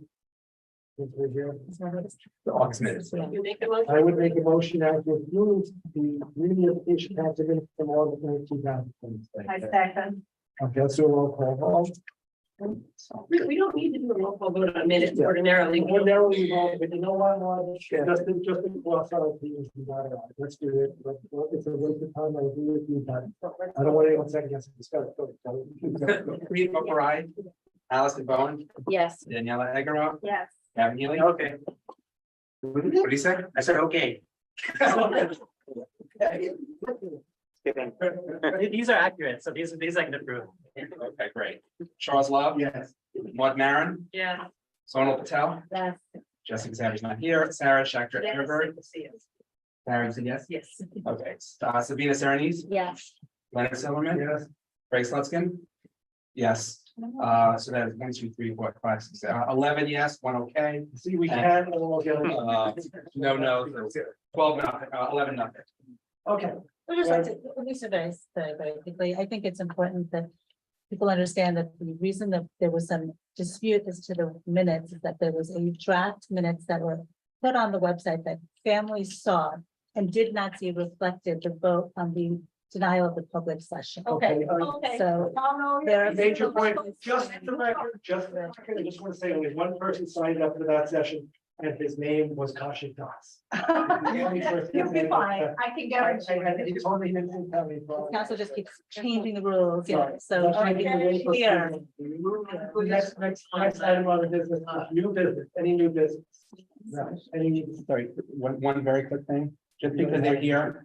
I think we should acknowledge, we have 2 members of the PEP here tonight. So I want to thank them both. Begin in the back, who is our signed up for the. three members, 3, oh, sorry, 3, and Alaris, so that, I think it's pronouncing your first name. Alaris, sorry. So I want to thank you for attending and spending your evening. And our chair, Greg Faulkner, is on. Thank you, Mr. Faulkner. Thank you all, that's why we happy. Yeah. Okay, so I would move to adjourn our September. When do we have a second?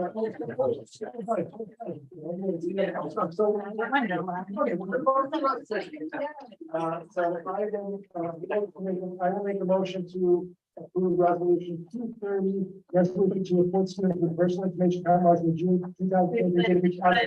Just to be clear, I think you have to do the second speaker Oh, session yeah. before you do the resolutions, right? If I have to follow the I'm sorry, bylaws. sorry, no, sorry, that's. I'm just close. There's 2 parts, yes. Okay, second speaker session, and it is small. We're gonna limit second speakers to 1 minute per person.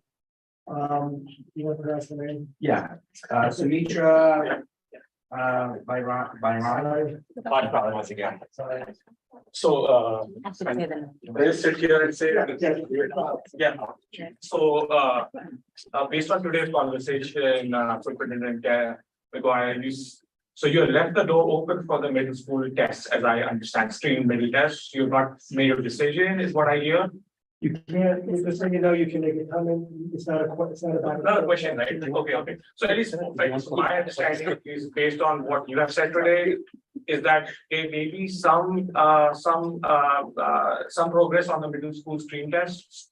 We are looking forward to that, but last year, like, our hopes were dashed. So this year, I'm hoping that we can get some positive news, from, and, once you have had discussions with the, members as well. I think, I speak on behalf of all the parents here, at least, or most of the parents here, that we would like to see the screen tests return, at least to some of the schools if possible. Thank you. And also the lower lab, middle school, like the extension to K through 8. Any progress on that, we would love to see. Thank you. Thank you. Our next speaker, Helen. Thank you. Sorry, I apologize. It's all, I'll try to talk fast. Good evening, everyone. Thank you for having me here. I'm a District 2 parent. I have a 4th grader and a 1st grader in the lower lab. I am here tonight in support of having school in the middle school as an option, and also accelerated classes in middle school, and also the latter. I think to get anything in life based on a lottery is the last thing I want to teach my kids. Not one single person in this room get their job by a lottery number. Not one single big problem in this world can be solved with a lottery number. And just precisely because of how diverse the families are in New York City, there will always be different opinions. I can't speak for you. You cannot speak for what my family is, right? So the next best thing is to give people options to choose.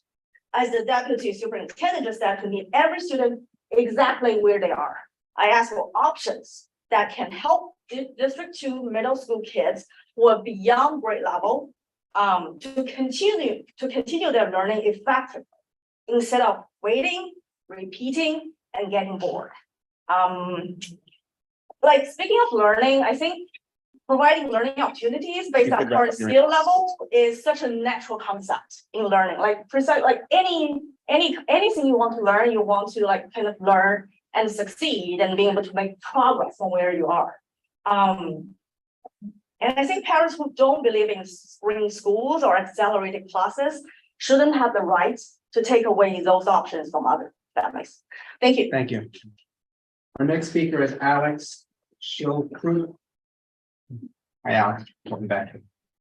Name is Alex Shilkroot, and I'm parent. Alex, we can't hear you. Sorry. Thank you. Here, great. This is the mic. My name is Alex Shilkroot, and I'm parent of lower lab student. I would like to add some remarks about screens in admissions. We've worked through those battles before. We went through them for the last 2 years. Lots of people came, lots of people departed, lots of people left DOE, lots of people left New York City altogether. Parents were very vocal. They were saying if screens are eliminated, many kids will leave the system and quality of public education will diminish. Superintendent McGuire had authority at this time to keep some screens, like many districts in Brooklyn and Queens did, but chose lottery as a sole way of admission. Let's fast forward a few years. DOE is hemorrhaging students, especially high-performing students are leaving the system.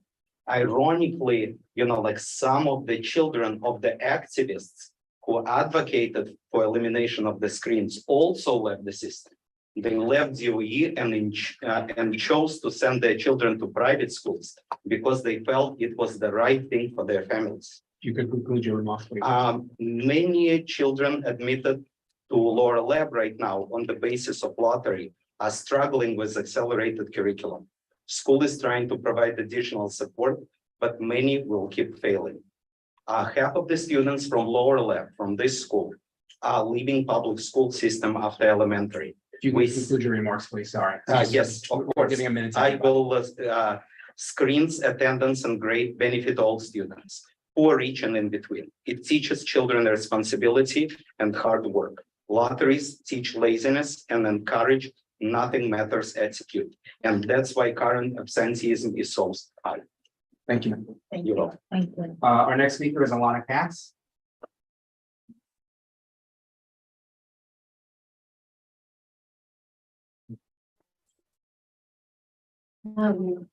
I didn't write anything down. I'm not going to be as eloquent as the other speakers. But there's just one main point that I have never understood about the elimination of screen schools. We have two children who have, one is presently at lower lab and another one who has come through lower lab. And both of them had to enter a lottery. They scored well on the test and then they had to enter a lottery. And just the fact that there's a lottery speaks to the constituents in District 2. If there wasn't a lottery, then I think the conversation should be very different. That's wouldn't be what the constituents of District 2 want. But as long as there are lotteries and to get into these schools, and these schools are outperforming all the other schools, I don't understand why it's even a conversation. I think there should only be an expansion of these types of schools so that every student who passes the test should have this opportunity. It should be in every school. Yeah. Thank you very much. And Naveed, do you want to speak? I just want to introduce myself. We've been having an elected representative of the Channel for Educational Policy. There's a lot of things going on in public schools right now, and we need parent input specifically around the class size working group. There's going to be public engagements September 26th, September 27th on Zoom between 5 and 7:30 p.m. And then there's an in-person session on the MLK campus on the Upper West Side on October 2nd, I believe it is. It's all on the class size DOE website. Please come out, express your opinions, listen to what the DOE is putting together. A lot of parents are on the working group, so a lot of input has already gotten into this. So look forward to seeing you guys then. Thank you. I would just ask, what time did your last meeting end? The class size working group? The last time last pet meeting? I've lost track. 9:30. 1 a.m. sometime. Yeah. Yeah, they go long. Because it was meetings came on. Don't worry, next week, it'll be longer. Thank you. All right. Yep, that's it. Now, as I was directly reminded, you will go in the order of the agenda, skip over it. Okay? The next item on our agenda is the vote on resolutions. I will make a motion to conclude resolution number 230, resolution to support students with personal information compromised in the June 2023 data breach as amended. A second. Okay, we're going to take a roll call vote on resolution number 230. Reed Buckle, Allison Bowen, Yes. Daniela Igoroff, Yes. Gavin Healy, Yes. Charles Love, Yes. Juan Marin, Yeah. Sonal Patel. Yes. This is not here. Sarah Schechter Ehrenberg, Yes. Sabina Serenise. Yes. Leonard Silverman, Yes. Craig Slutsky is a yes, so it passes 11-0-0-0. First unanimous resolution. My minutes actually. Our next resolution number 231. Does anyone want to make a motion? This resolution. I'm not going to say this. It was not amended, correct? It's not. Motion to approve the resolution. Oh, okay. Okay. Lynn, this is the motion for. This is the motion resolution of conducting CECD2 meetings in hybrid form. We have a second for that motion. Okay. Ready? Please call the roll. Reed Buckle, Have them in hybrid, right? So I'm not gonna say no, only I love hybrid. So now, okay, let me translate that. Allison Bowen, No. Daniela Igoroff, No. Gavin Healy, Yes. Charles Love, No. Juan Marin, No. Sonal Patel, Yes. Jessica Savage not here, Sarah Schechter Ehrenberg, Yes. Sabina Serenise, Yes. Leonard Silverman. I'm gonna abstain. And I am also going to abstain, so the motion does not pass 4-5 2-2. Okay, the next item, we actually, we skipped the approval. We did look that out of the way. New business, any new businesses? Oh, thank you, members of the public for your patience. New business, any new business? Motion to adjourn our September calendar meeting. All in favor? Aye. Do anyone take it for free tonight or no? I will now call to order our September 2023 working business meeting. Council members, welcome. Well, technically.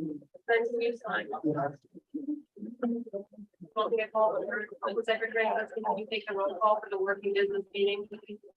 Okay. Free buffer items. You're here. Yes. I'm taking attendance. Again? For the second meeting. Allison Bowser. Here. Daniela Aguilar. Here. Gavin Gilly. Here. Charles Love. Here. Mark Maron. Sonal Patel. Yeah. Jessica Sarah. Yep. Sarah Schechter Ehrenberg. Here. Sabina Serenese. Here. Leonard Silverman. Here. Mike Slutsky is here. We have 11 members. Greg, can you give the treasurer, Bree, can you give the treasurer 2003 for budget? Yes, I have made copies of the budget and I am open to discussion.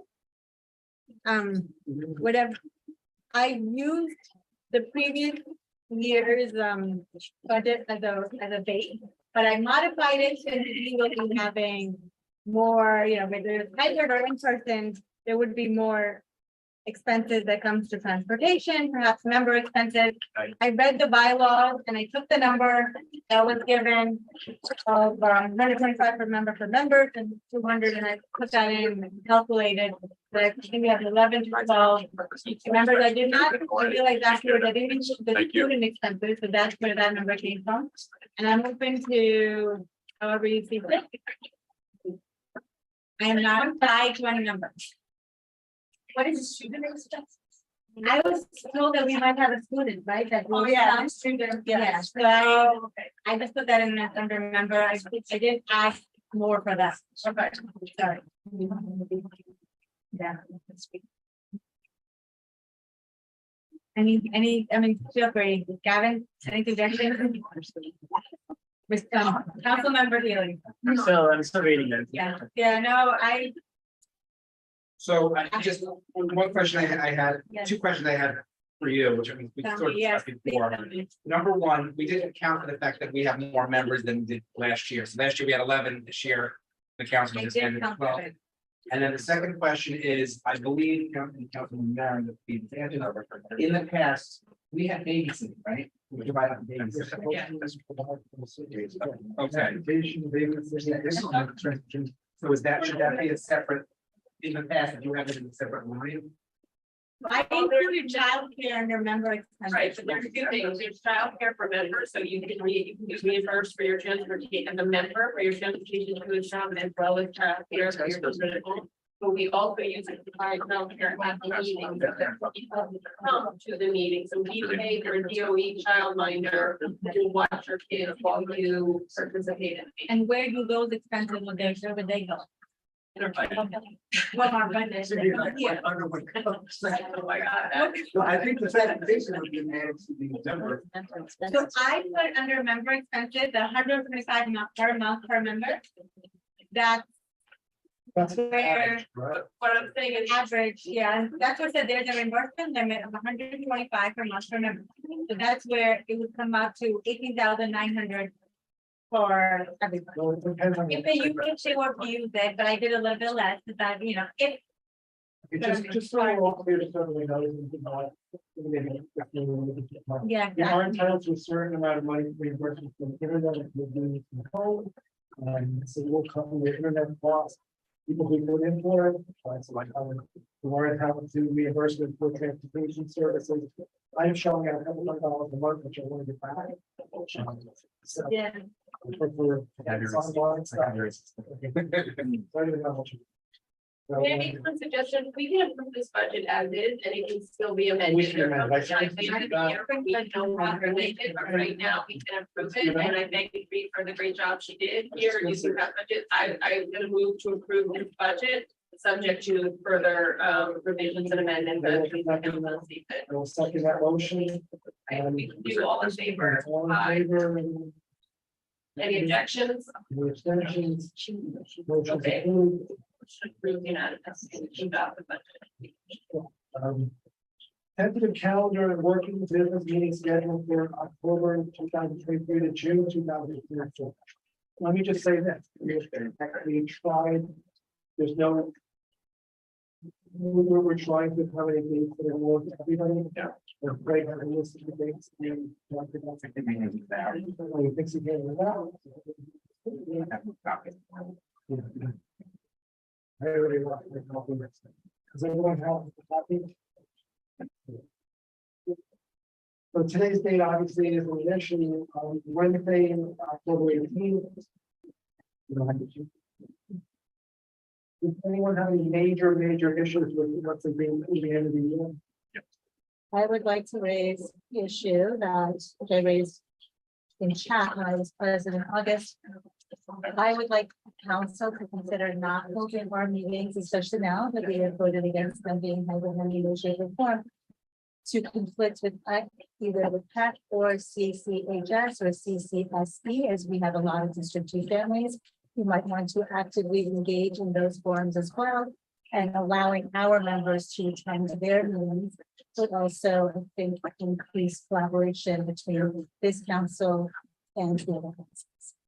I can jump on, can I just ask them now which dates listed might conflict with? So I think we chose every third Wednesday, right?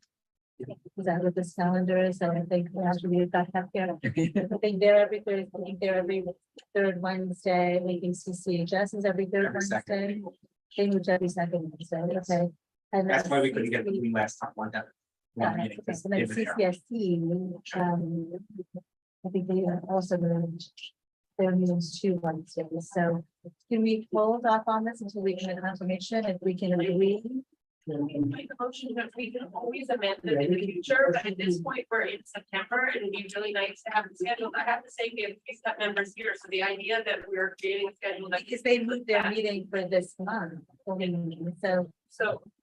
Exactly, and this is good. I think it's nice, and I would like to be able to go to their PEC meetings, and I think it's important that we as a district council also engage with the citywide councils. I absolutely get that, but again, there's only so many days in the week. I understand, so, why don't we just, we can either table this right now, and we can make a motion to tentatively approve this, subject to discussion. I make a motion to approve these meeting dates, so that we. I was just gonna say that the problem is even if you don't, want to coordinate with the others, we don't know those other dates. We do. I just don't know who's sitting here right now. But we do. They are. We were discussing that we would change it the month before if needed, right? Like, I think it just kind of came up. If we can agree in principle as a council that we will attempt to not split. Coordinate with every single cost, there's 31. We're not asking, I wasn't asking about the district council. And I just think that, we need some predictability. I need predictability for childcare. Our parents need as well. And so it's better to have a calendar. Then if there is something that's going to work with that, we adjust, but to not have any calendar because potentially we'll conflict with the past. Then we can make this. I have never been to a meeting and on. Guys, look, I'm not trying to create an issue, okay? I understand we're a district council. My goal is to allow us to engage as a district council with the citywide councils and with PEC. If it makes no difference whether it's a second Tuesday or third Wednesday, it is something to consider. And I was not present at the last meeting. I did raise it in the chat. I did say that I was going to raise it again. And so now I am raising. I am not saying that we coordinate with 32 councils and an additional 5. It's just a principle.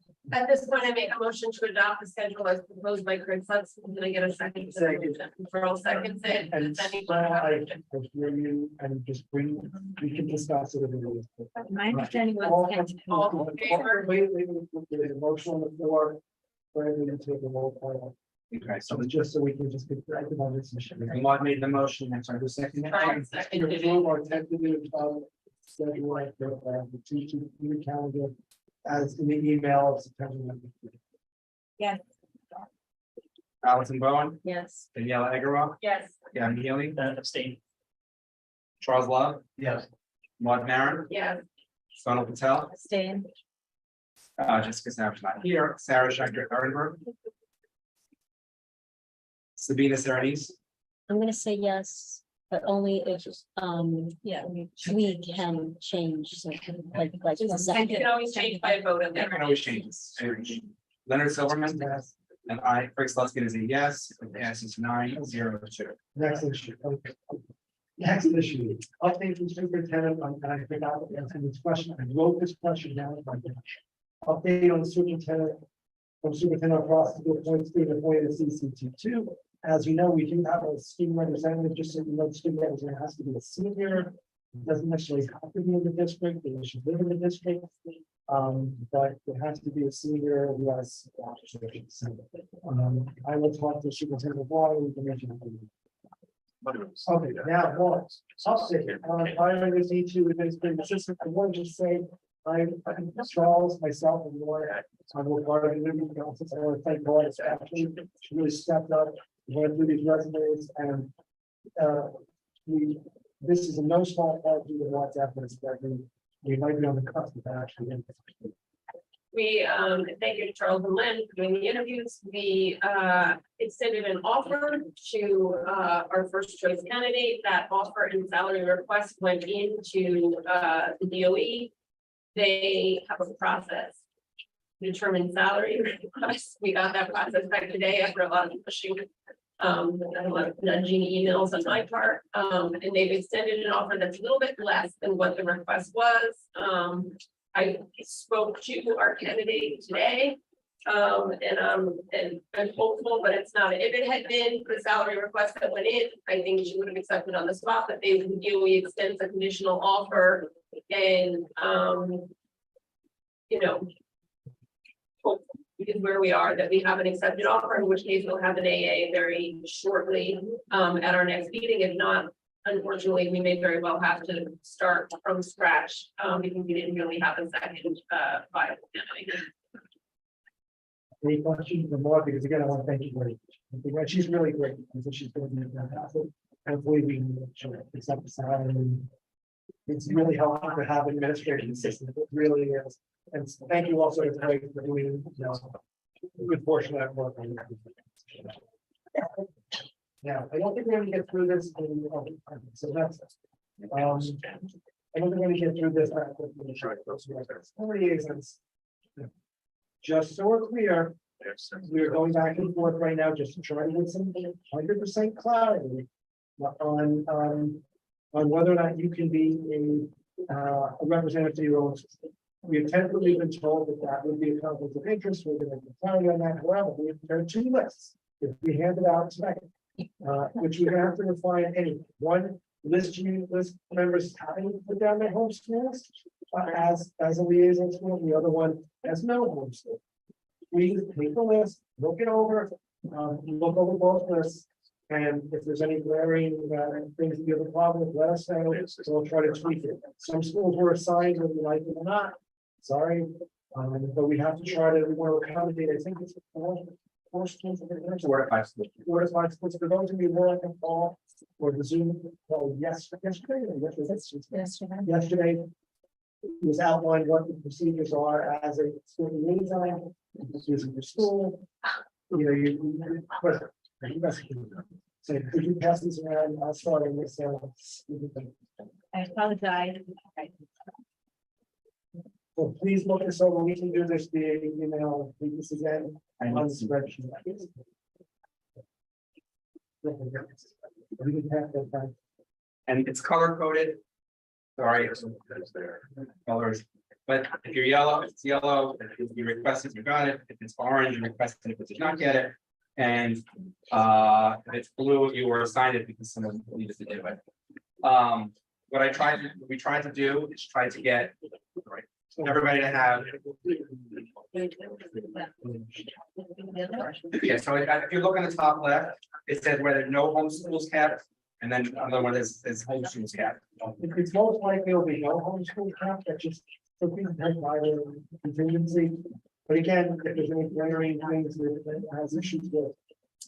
Just let us know what you're trying to wish us out of the spreadsheet. You guys, everyone should have one that says home on the top left and one that says no. We need one more home on top left. And you know what, I haven't.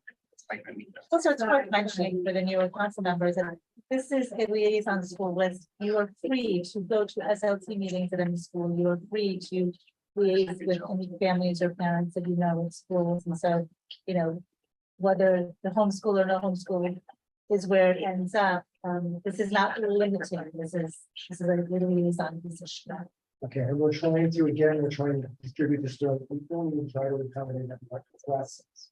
We want the geographic proximity, so we're not assigned to school. That we're in trying to tolerate very much. And this is not a perfect list, but I want to thank Craig especially. We're putting a lot of time in this. And I'd like to thank all of you for giving us information.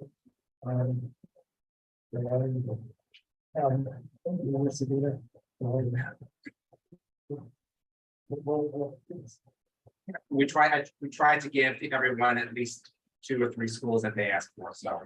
No, because I'm just curious, because there are not that many District 75 schools in District 2. And some of them they all go from, some of them go from pre-K all the way to 12th grade. Unfortunately, I wasn't given this, we'll work together, but we can work with me to try to figure out. What the whole side, I talked to Superintendent Warren, and I wasn't given the district. Because I do know P2667, that's my son's school, and that's the District 75. And I gave you less schools anyway, so everyone else, just because I figured you had, we can redistribute if we need to. By the way, it doesn't necessarily have to be in this, and I know you make sense. Yeah, because that's my interest. There aren't going to be 75 schools in Kelly McGuire superintendent. Right. There are some in the physical location of District 2, so that would be worth having a conversation with Kelly, what his communication with is with the schools in the district. And this is not necessarily bad. So, any questions? Okay. Next, discussion committees and chairs for July 2020. Discussion on council meeting regulations. Voluntary. Now, council, we have a very division.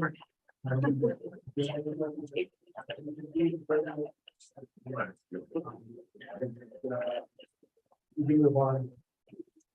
Okay, next, a discussion on council meeting locations and formats.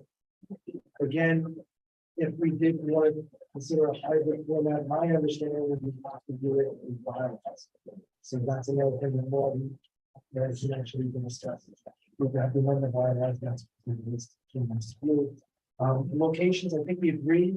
We going through that stuff, but I think we would try to rotate the meetings and do the rest of the meeting with district office, and the next one, you have school randomly throughout the district.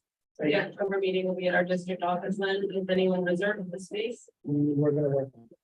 The next thing I just want to say is the other meeting, November meeting would like to be at school there, but not be ready up to the side. So if anyone has preference right now, if you want to put that, put it for that, in the geographic location, let us know. Next, discussion on committees and chairs for July 2022. Is a list. Yes. Right now, this is what we have. We have 4 committees. We have the zoning and capital planning standing committee, which is the North Baron as the chair. We have the safety committee with Daniela Ergelov and Sabina as co-chairs. With the admissions and diversity committee with Craig, Allison, and Charles as chair. Allison and Charles as members, and the bylaws committee with Lauren and I as co-chairs. That are those are the committees that we participate.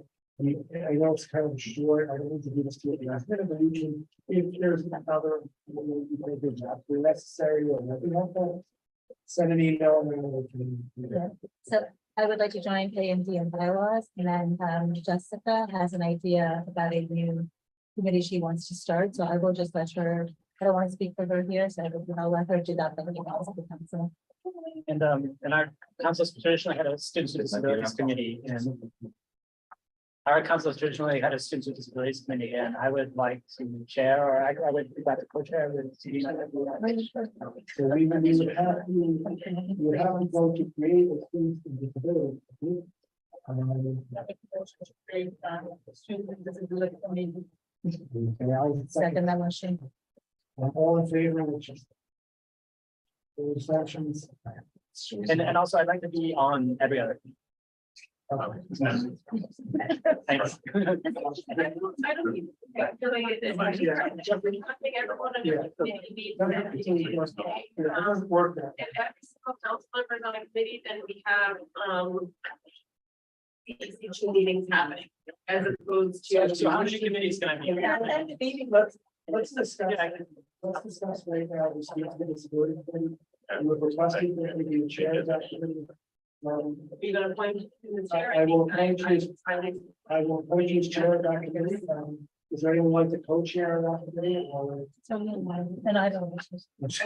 No, I want You can always let us know later when we talk. Yeah.